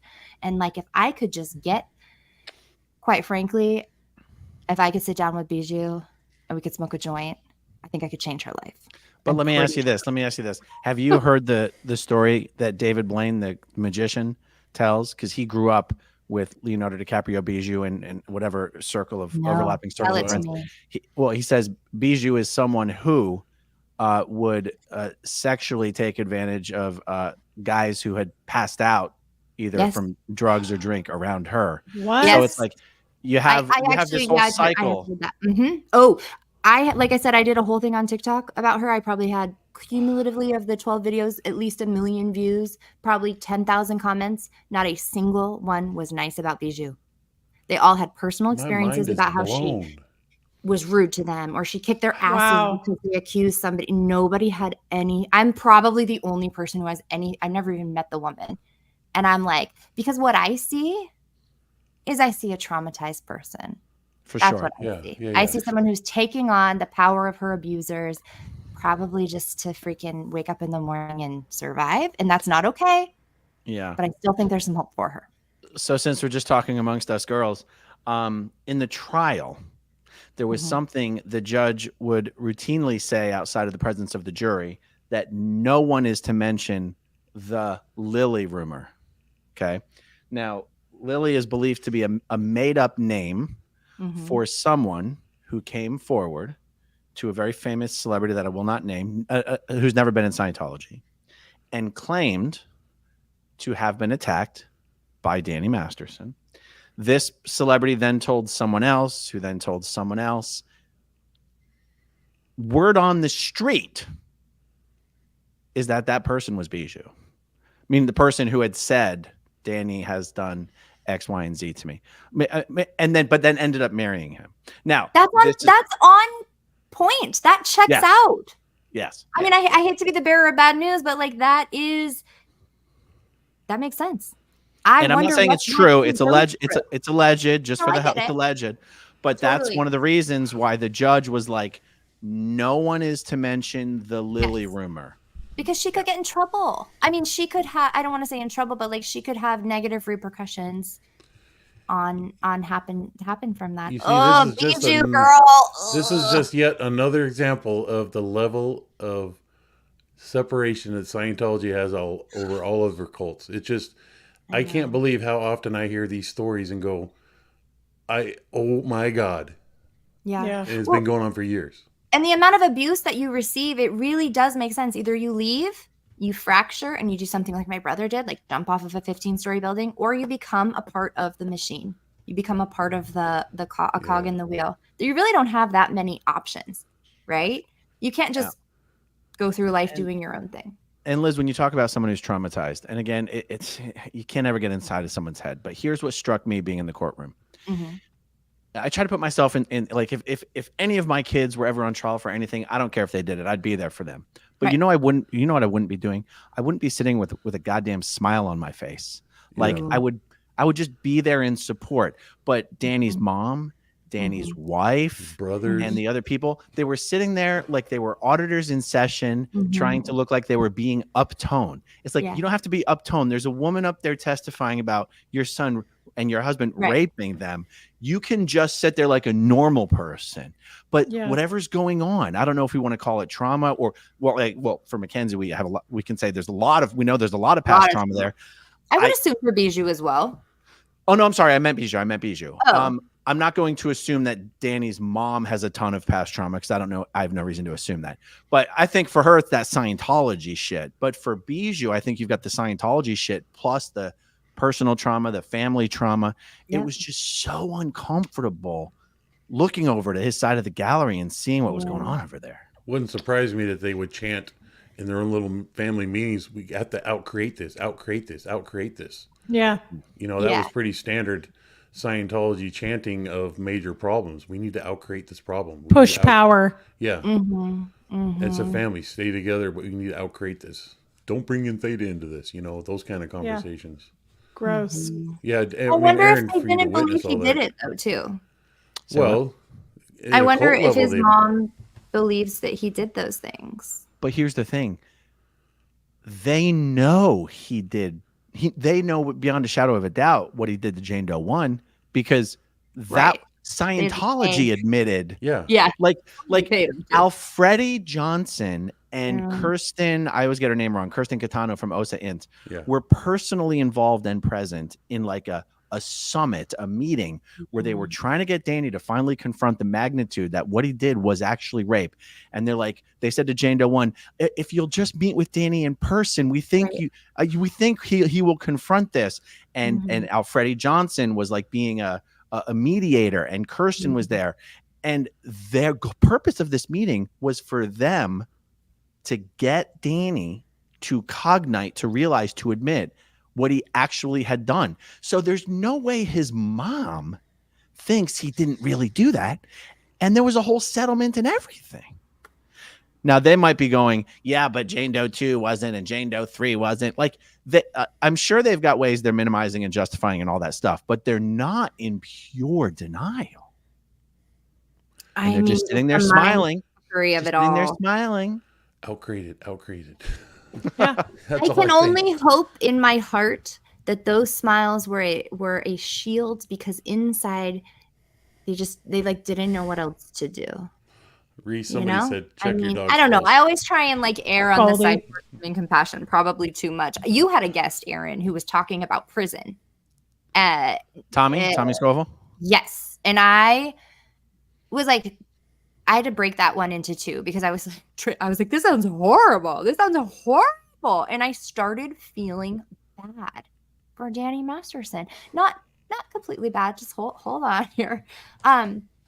He grew up in Scientology and he grew up, things were a certain way.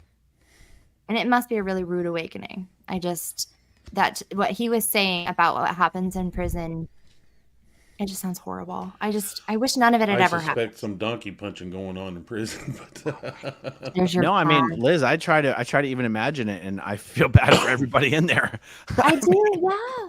I really, know? really do. I wish that I just wish that I wish none of this had happened, and I wish that Oh, yeah. Scientology had raised a young man right. Yeah. Because Yeah. they said they would. They said that they would raise us right, and it was up to us to figure stuff out, and some of us got it wrong. Really, But you want to hear really something wrong. crazy? You want to hear something crazy? Yeah. You realize like the legal process started with when Jane Doe 1 went to the police, right? Right. And if she had never gone to the police, Mm-hmm. then there wouldn't have been anything for Jane Doe 3 to have Yeah. found out about later on right. that got her so infuriated that she Right. herself pursued legal action. And here's Yeah. where I'm going with this. If Danny had just said, "You're right. That's what I did. Yeah. I recognize it and I'm sorry," Yeah. he wouldn't be going to prison right No. now because she never Yeah. would have gone to the police. Yeah. Isn't that the same for Scientology? Yeah. If Yeah. Scientology had been like, "Hey, we fucked up. We were wrong." Yeah. Well, Yep. you know, none of us would probably be here today either. It's the same true. mentality, and it all comes from in my opinion, Scientology makes narcissists more narcissistic.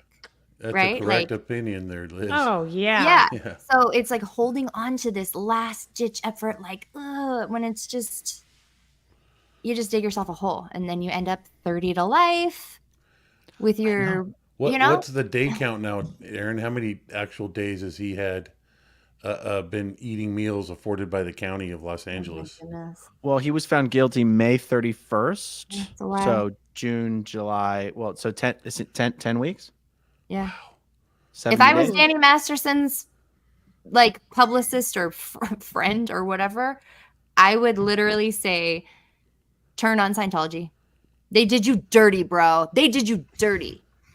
And it's not all their Oh. fault where you are, but it is your only ticket out. Turn on them. Take your wife, take your freaking baby girl, she's probably like 6, and turn on them and get the hell out. But the best he could ever hope to do is to cooperate with a federal thing and to trade some state time for federal time. But he can't actually, it's too late for him to do a deal Yeah. to like, it's too late to do a deal. Because he's already been found guilty. Yeah, Well, Yeah. exactly. Factually found guilty, yes. Actually found guilty. Yes. But Right. every step of the way, if he had just He could get said, time off. I'm I fucked sure up. that he could get home in a few, like 10 years even is better than life, right? Like get home before your daughter graduates high school. I don't know. I don't know why I even want that. I literally don't know why I'm rooting for this man. I just truly feel like his sense of reality was so skewed from the way that he was raised and insulated that maybe if he figured it out, he could spend every single waking second earning money to pay for therapy for the families of the people he harmed and their children. He would never make Yeah. up for it, but that's what I he think could. we're not going to find out until sentencing when we hear the Yeah. victims' impact statements just how bad it was and has been for the victims. I mean, the testimony Yeah. did not center on that at all, No. and that's actually the purpose of the victims' impact statements to a certain degree, Right. is to have an opportunity to be like, but here's how this has actually impacted me after the Affected. fact. Yeah. Yeah. Yeah. I was just going on Cedric basically like, yeah, we all need therapy. Like, hell yeah, you do. He's like, Yeah. I was at him. He's like, me and my kids are going to need therapy for a long Yeah, time. he said that. That's, I remember Aaron Right. talking about that. Which Danny Masterson and Scientology can both afford and should be offering without being asked. Yeah, crazy Yeah. stuff. Woulda, coulda, shoulda. But I'm still going to be a Bijou fan. Y'all can come for me. Y'all can hate me or whatever the hell. Oh, you're a Bijou fan, but what is she? Not a fan. Is she I a shouldn't singer? say What is she? And I should say that I'm holding out hope for her turning over a new leaf and joining us here on SPTV one day. I guess that's what I Oh, should that'd say. be flipping I'm awesome. not going to write her off as a ruined human being, as I think many people have, at least expressed to me in my comments section on TikTok. They're like, she's a piece of shit. I'm like, Oh, I guess that was hold the on. original question that launched this all is what's gonna happen to her. Scientology's not gonna do anything to Bijou. I think it's just a matter of how long does it take for her to divorce Danny and take the kids and move on with her life. Yeah, that's a book I'd read. I would read her book. I mean, if I were her, I would feel like, what are you gonna? You're never gonna see your husband again, so you're not gonna stay married, obviously. Like like even if he gets out in 20 years, you're gonna wait for him for 20 years? No, you're not. Stop. Yeah, No. just stop. Right? Just Yep. stop. But she'll be married 6 more times if she stays in Scientology by the time he gets out. That's true.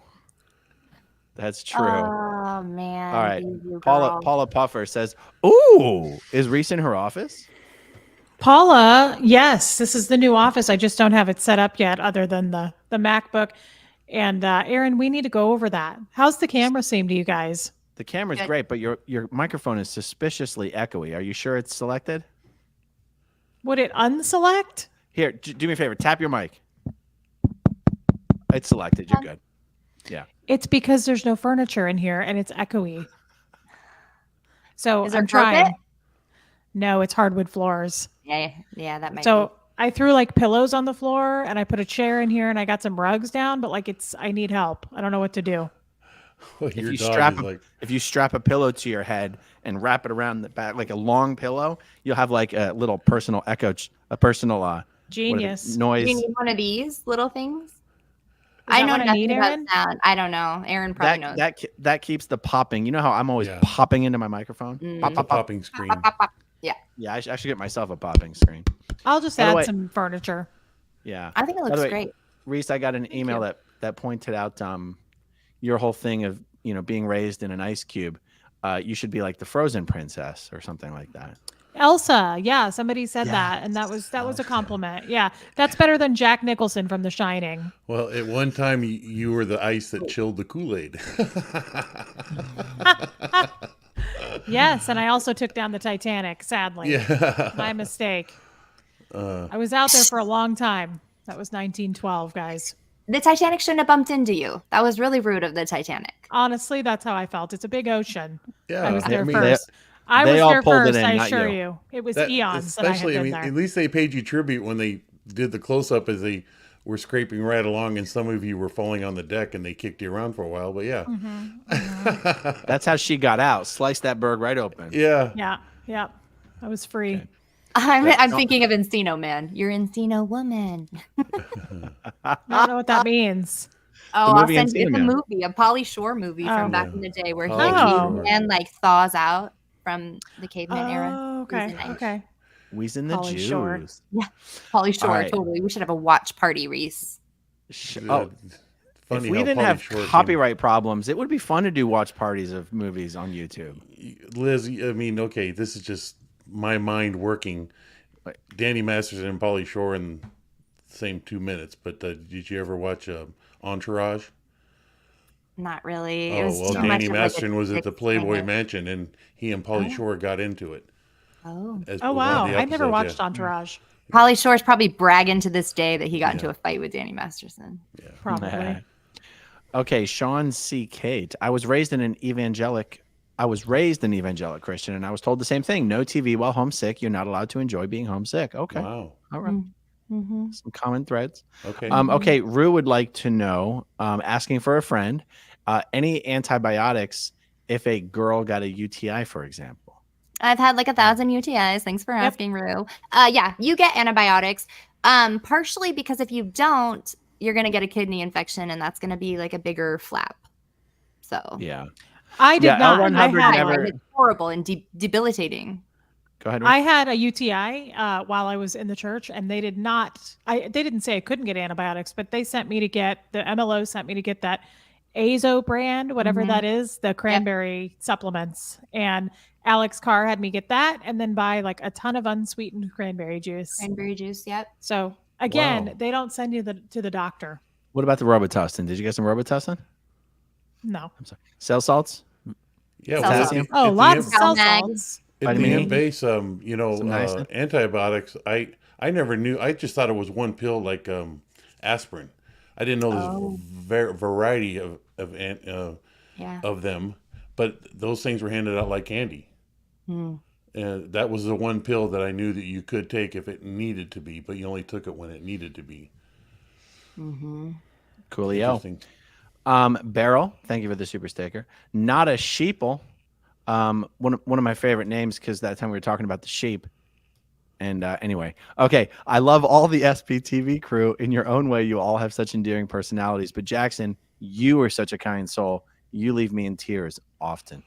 Oh. Okay. Now you're gonna make him Wow. cry. Yeah. What do you say to that? Thanks for listening. I do appreciate it. And wow. Nice. Okay. Purple Netty, the speech to Oh. text app idea was for Reese. Oh, I to go kinda the wondered. opposite way, not to read Yeah. it back, but for you to talk into writing. Yes. Clever. Thank you for that. Right. I should have realized. That's my fault. Apologies, Purple Netty. Didn't mean to make you spend another super chat. Joni Cummings, OMG, can these people be more traumatized and crazy? I know, right? Isn't that amazing? It's Aaron, over the last couple of weeks, this terrible freaking stories we've been hearing or talking about.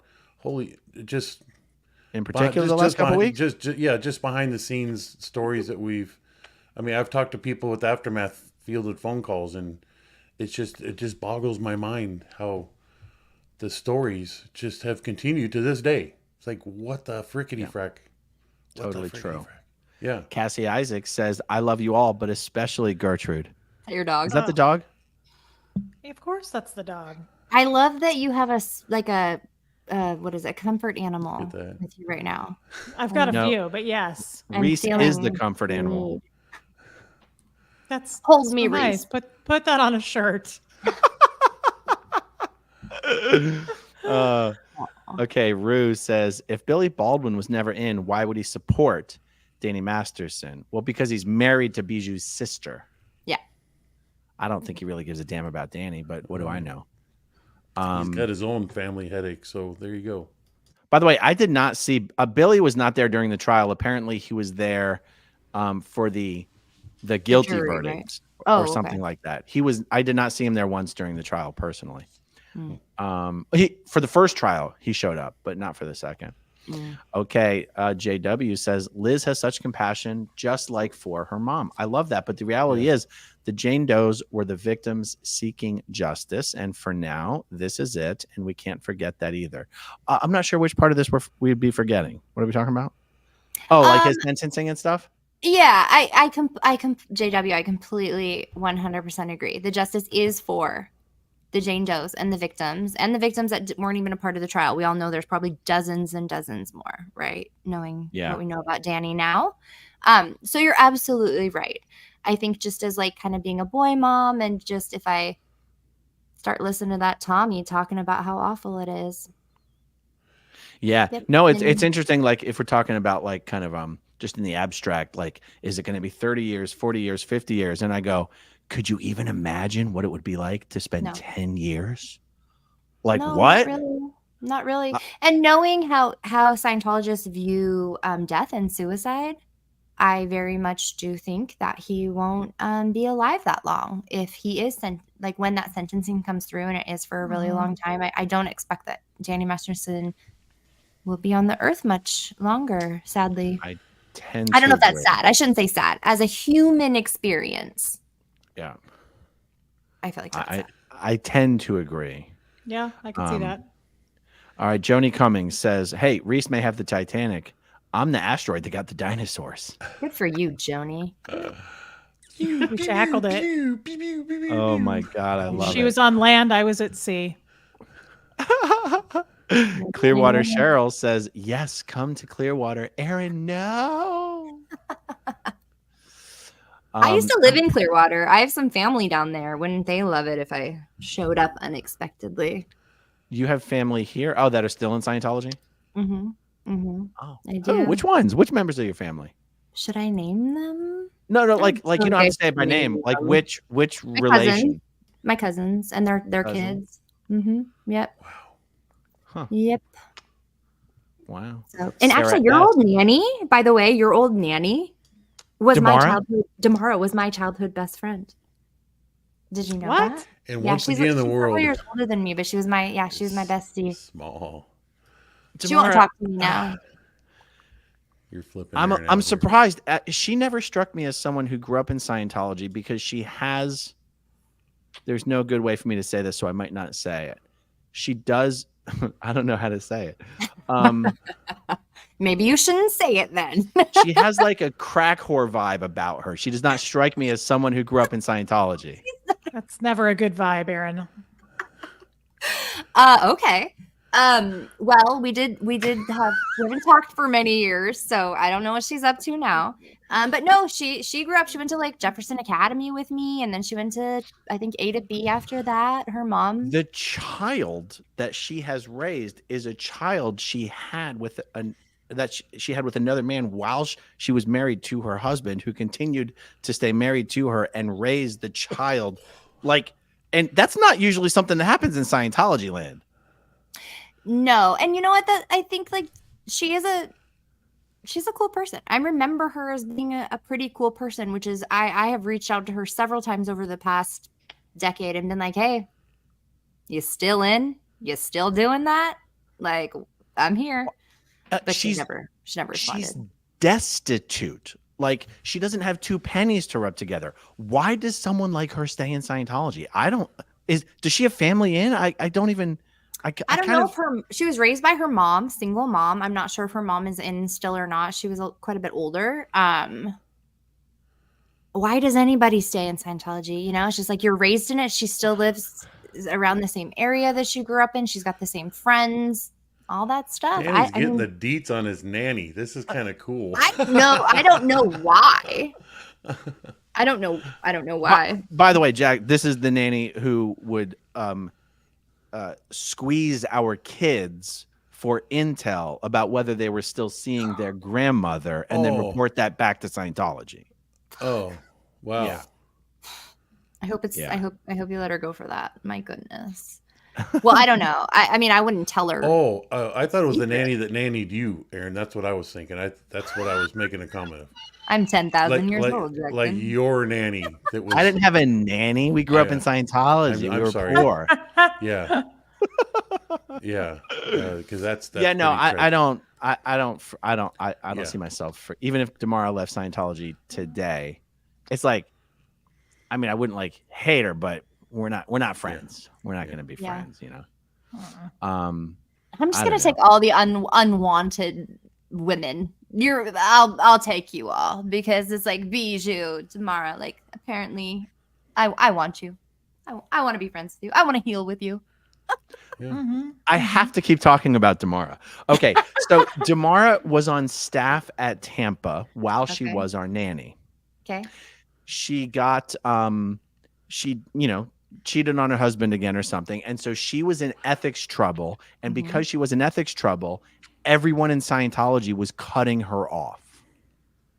We were basically 80% out of Scientology, but we understood that she was I almost don't remember if she was a single mom or if it was just the weird thing with her husband that we continued to hire her as a nanny for her sake, not ours. We could have found a dozen other people, but we knew she was struggling. She needed the money. She was being sort of cut off by her Scientology people. There were Scientologists running around telling people not to hire Damara because she was out ethics. And we're like, we're okay. We've seen worse. And in spite of all that, she's spying on us and reporting us to Scientology. I mean, I'm sorry. I know we were all brainwashed to a degree, but some people were just extra fucking ridiculous. Yeah, I agree with that.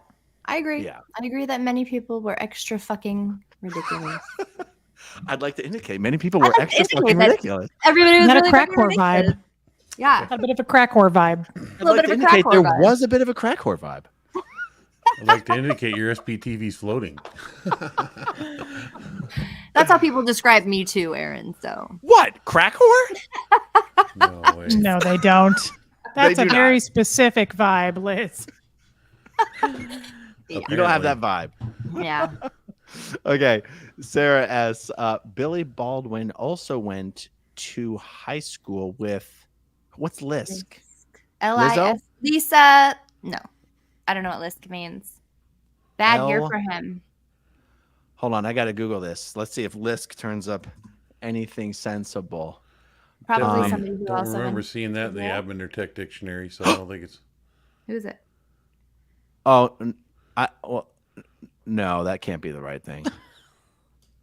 The Long Island serial killer. No, that's not. No, that can't. Oh, That wow, can't be. yeah, wow. That took a can't dark be. turn. That took a dark turn. That was, yeah. Oh shit! Billy how D did- sounds like the problem to me. No. Yeah, Wow. yeah somebody my else God. made, yeah. Yeah, a lot All of right. people are answering that in the comments. Yeah. Oh, okay. Rue is saying, "Night, Reese, you little grape leaf." I love Rue. She must be going to bed. Night, Why kitten are you paw. the grape thief? Kitten That's the paw. vibe I'm getting.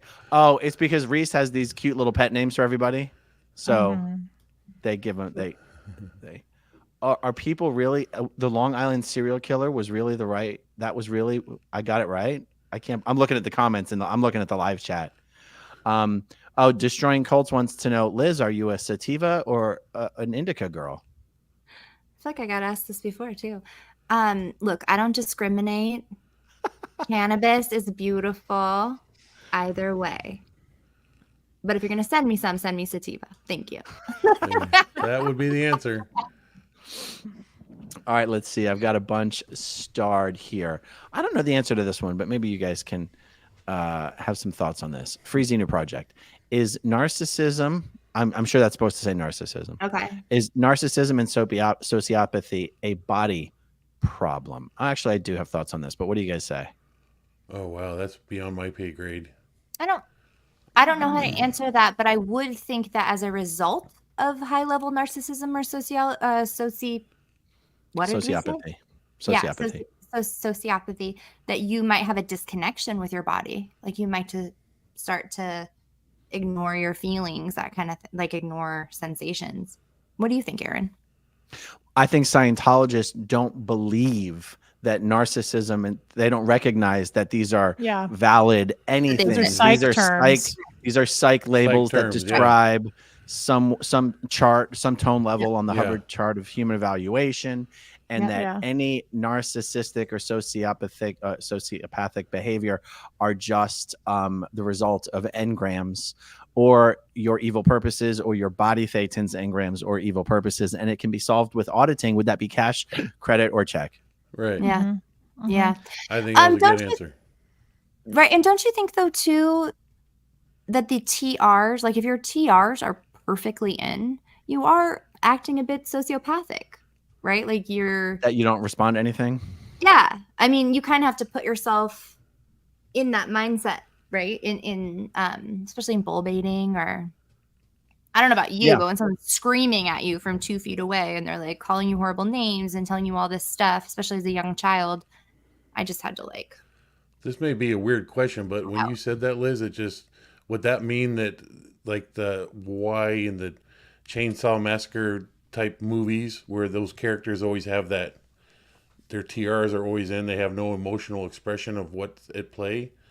I don't know. That's just, it's a weird question. I don't know why I thought of it, but when you said that, yeah, I would assume that most serial killing people are sociopathic or narcissistic, and yes. I missed what he did. Was he going, I was weird for asking that?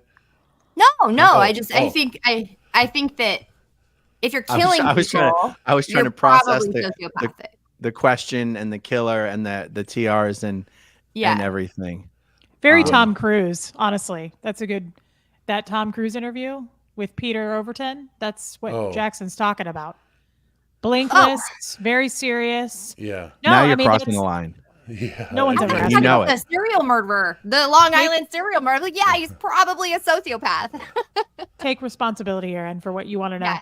Well, I mean, Yeah. Tom Cruise is a narcissist, right? Can't we all say? Like, in order to get where he Totally, is, don't you totally. have to be a narcissist? I'm connecting the dots with what Jackson said. That I agree with you, Jackson. Like, yes, they're it's like they're very serious. It seems like your average Scientologist on Well, a it's just funny Tuesday. how it plays out in the movies that, acted out this way.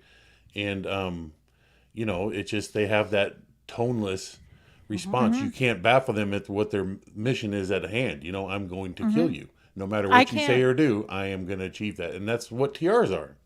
Yeah. I'm basically here to control you. Jeffrey Dahmer was probably an OT8. But, putting it into the real world, because you always referred to your TRs when you're confronted with the situation, and it was, you would numb out any emotional response to what's being prompted at you at the time. And it was just a repeat the auditing command type effort, Go, get your room to a white glove pass. I don't want to, and you would go into that state. It's just interesting. I'm just like, ding, ding, ding. Again, therapy, ladies. Well, a lot of people do say that TRs are light hypnotism that turns people into a very suggestive state emotionally. So something to look into. Okay. Hey, Reese, did you get your captain's hat in the mail yet? Someone was sending you one. Right? Aaron, that was supposed to be a surprise for everybody. I have that You same said hat it. already. You said it in a live stream. I said it after the live. Smarty pants. We were going to wear them together. You didn't even know this yet. We were going to do a live still together. will wear them together. And we were going to talk about more course possibilities. Yes. So did you get your hat? It's John messaged me. It's there. I just haven't picked it up. It's en route. It's at the PO box that I opened. Yes, I got to go pick it up. I love John for that. I'm so Ooh, a excited. safe I hope it address. fits my head. I have a big head. I think my head might be bigger than yours, Aaron. Well, the thing is, the reason I started wearing this hat is because I didn't realize that it was adjustable and it was really, really small. And I thought it would be funny to like just wear it as this tiny little hat. But then I found out it was adjustable enough that it actually does fit. But Okay, good. my intention was for it to be a tiny hat because I thought that's what it was. Like you pulled it off your Keebler doll and put it on your head type thing. That small. I mean, I didn't buy this. John Sostovsky sent it to me, but That's, I'm really I got a excited about message- it. I got a message from him asking for my address. Okay. He just that's reminded me. probably why he's going to send you this stuff. Okay. Is it you guys think it's Gigi or Gigi? It's Gigi, right? GG. Gigi, yeah. Gigi Postmistress. Mistress. Calm down. Oh. Did you all know each other well in Scientology? If not, how did you meet? Virtually or otherwise? I didn't. Liz, we never met in Scientology, right? I've never met anybody. I've met Jackson in person several times, but I'm very much looking forward to meeting you two. So, but like you guys didn't meet it, but you never met Jackson in Scientology, right? Only afterwards. No. Only Yeah. afterwards. And honestly, most of my support network now, I didn't know. A lot of them I didn't know in Scientology. And then, you meet afterward. Whereas for So, me, Mike I think and Mark and Claire, we all work together. Sorry, Aaron. Right. Janice and Mark, we all Right. work together. Yeah. So I think I met Jackson for the first time when you came to Clearwater to visit Mike one time. I think Liz and I met through the TV show, but have never met in person. Mhm. And Reese and I met when I accidentally exposed her identity on a live stream. No, I'm just Whoops. kidding. We met before that. But And we well, met- not in real life. We've never met in real life. Never met in real life, but we know a lot of people between the two of us. Mm-hmm. Yeah. Yes. Let me see. There was some. Oh, here's an interesting one. Aaron S.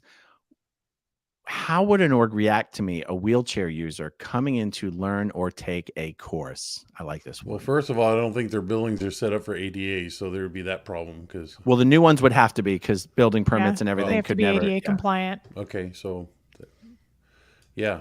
But like honestly, does that mean every one of these buildings has elevators? Because you ain't going up the stairs.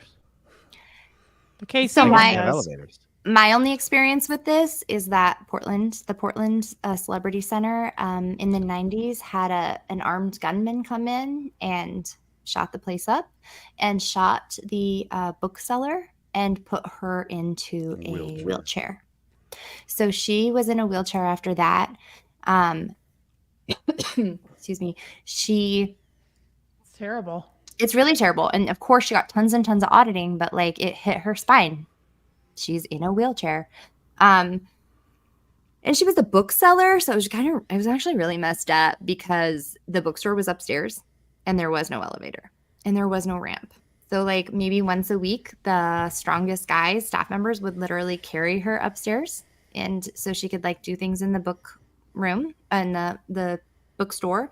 But other than that, she'd be downstairs in the reception area, and she'd have to like send people upstairs to go get her stuff. And I'm sure it was just a really shit situation. She was the maddest person at me for leaving staff. When I routed off staff, she was the number one most angry person with me. Well, she And- like, bitch, if I'm still here, what's your excuse? That's right. That's what I was I would thinking. assume in her mind that's what she was thinking. I can't imagine if I had sacrificed everything and was in a wheelchair, and then some young 19-year-old comes in for 6 months and is like, this is bullshit, I'm leaving, and walks out on her 2 strong legs. I would assume I would probably call her a bitch and tell her she I was wonder really how many stupid staff too.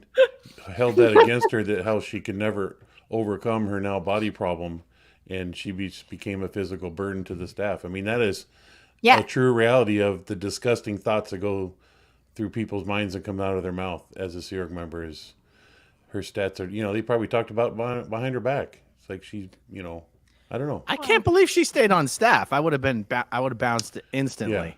Well, She Think was about it. from Australia, I want to say, or New Zealand. And so I don't know that she had a lot of support or family. Just stayed. Also, she probably had hopes, in all seriousnly, that she would walk again Yeah. and Yes. get rid of the engram, and it would just Yes. go away like my beatus. Yeah, absolutely. I'm sure she felt that if she went, but the other kind of sad thing is like, she didn't go in session once that I knew of in the whole Well, they 6 don't months I really was take there. care of you if it's for free. You got to pay for it. They take Yeah. care of the public. Yeah. So, and of course Think she had to about move into a different about this, house. though. Like everything you changed. couldn't even, you couldn't even give her a touch or a nerve assist. Well, you could. She just couldn't feel your. You can give a Good touch point. assist in a chair. You can No, give a she touch couldn't. assist. said She that. was paralyzed, sweetie. That was the point. She couldn't feel it. She'd be like, feel my finger, and she's like, Yeah. I don't. don't feel it. She might have had some sensation, Aaron. She just couldn't walk. I don't know. I feel terrible right now, you guys. Let's all pray for her. Let's all but send the you best can't- vibes you in the couldn't world even, to her. You couldn't even do a nerve assist because you got to flip the person over. You can do. Did you know you can change a touch assist command to look at my finger? That's true, but that's only if you're clear. Yeah, only if you're clear, though, right? Maybe Aaron, they make you an said exception. something that blew Well, my I mind. had that. I wasn't You had clear. that? Someone. Uh-oh.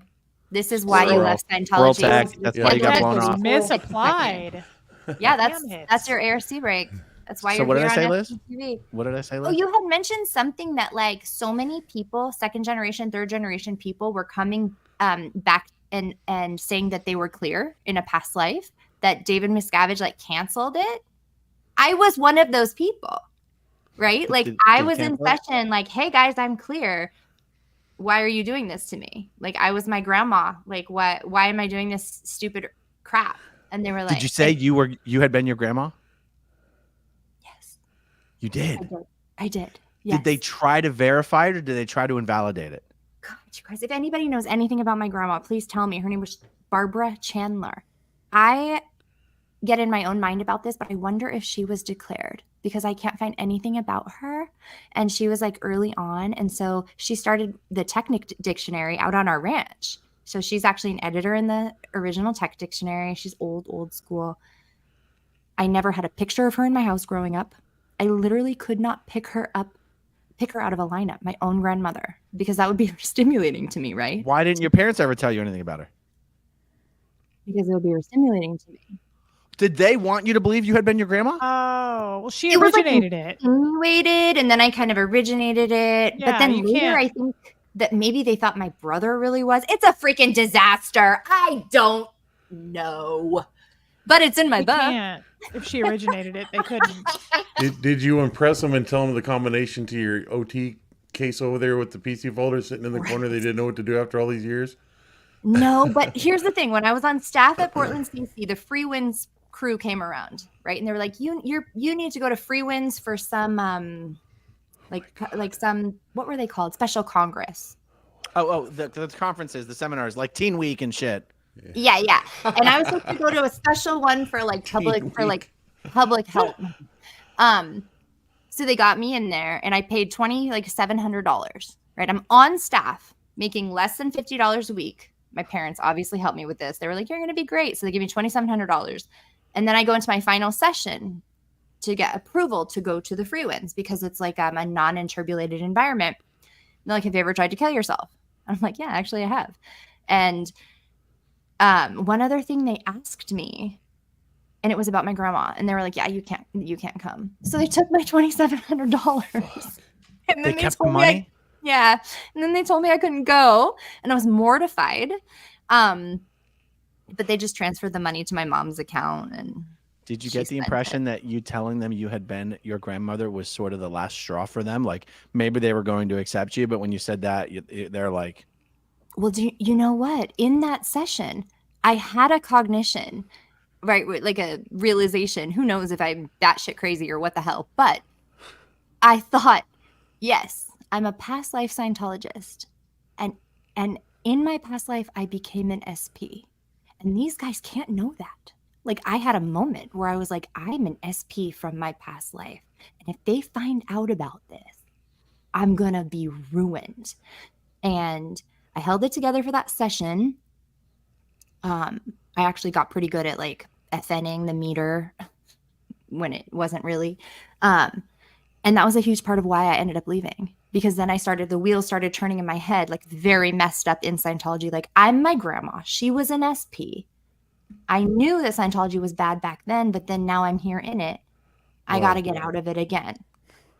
but hold on, A Liz, lot to did unpack. someone tell you your grandma had been declared, or were you like just making No, this up about her? Yeah, I was totally It was fabricating a it. cognition. Yeah, literally made it up out of nowhere and then applied it like it was a true fact. But Aaron, that's a new storyline right But here. I It's like, I love wonder if anybody out there actually thought they were past life SP and did not bring it up now so as to avoid getting declared now. And even if that did, if it didn't work out, you know, Someone in the chat a couple days ago did say something about that. holy smokes, what the hell, people? this is what happens when you're raised in Scientology. Oh my God. That is just crazy. Yeah. All right, this is kind of a loaded one, and we've only got like a couple minutes, so it might not be fair. But when did you all realize L. Ron Hubbard was a con man? While still in the cult, or after you left? After I left. after. I Way left. after. I'm glad it was a multiple choice. The after for sure. Yeah. Yeah. Jill Davidson, I would love to hire Reese to rock my fur babies. Wow. Is that what they call it these days? Happy to do I think it. she means rock. I was rocking her. Yeah. I know. Jilbo says he outed you again, Reese. You did with the hat, Aaron. Oh, Yeah. oh my God. Okay, Monkey Shark says, Liz, I agree about sativa and about holding out hope for folks still in the cult, even the butt monkeys. I love SPTV. Reese, you soft kitten ear. What's the reference to butt monkeys? Soft kitten ear. Danny being in jail, maybe? I don't know. Oh my I God, don't know. I that's think not it's an what appropriate term. Okay. Ghost Guy says, okay, I know this is late to the ghost talk, but what happens if a body is born and if Thetan doesn't pick it up? Uh-oh, I have a bad Failure answer. to thrive. That's a failure to thrive infant. That's a stillborn. Yeah. Yeah. What is it considered, or is that even possible? Someone would say that's what a stillborn is. Mhm.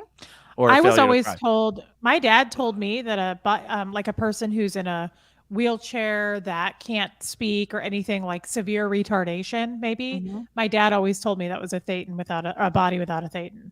Oh my God. Oh my God. Pete Jensen wants to know, Jackson, Liz, how was the naked bike ride?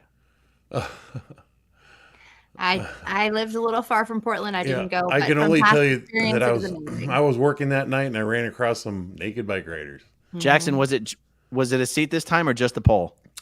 Oh, I was driving a garbage truck, so I can't give anything beyond that. My God. But Okay, they were fine. out there. Oh my God.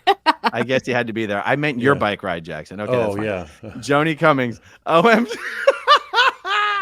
Okay, Joni Cummings. OMG, the four of you are making me laugh. Scientology done messed up by letting a lady in a wheelchair not get some real help after being Yeah. shot.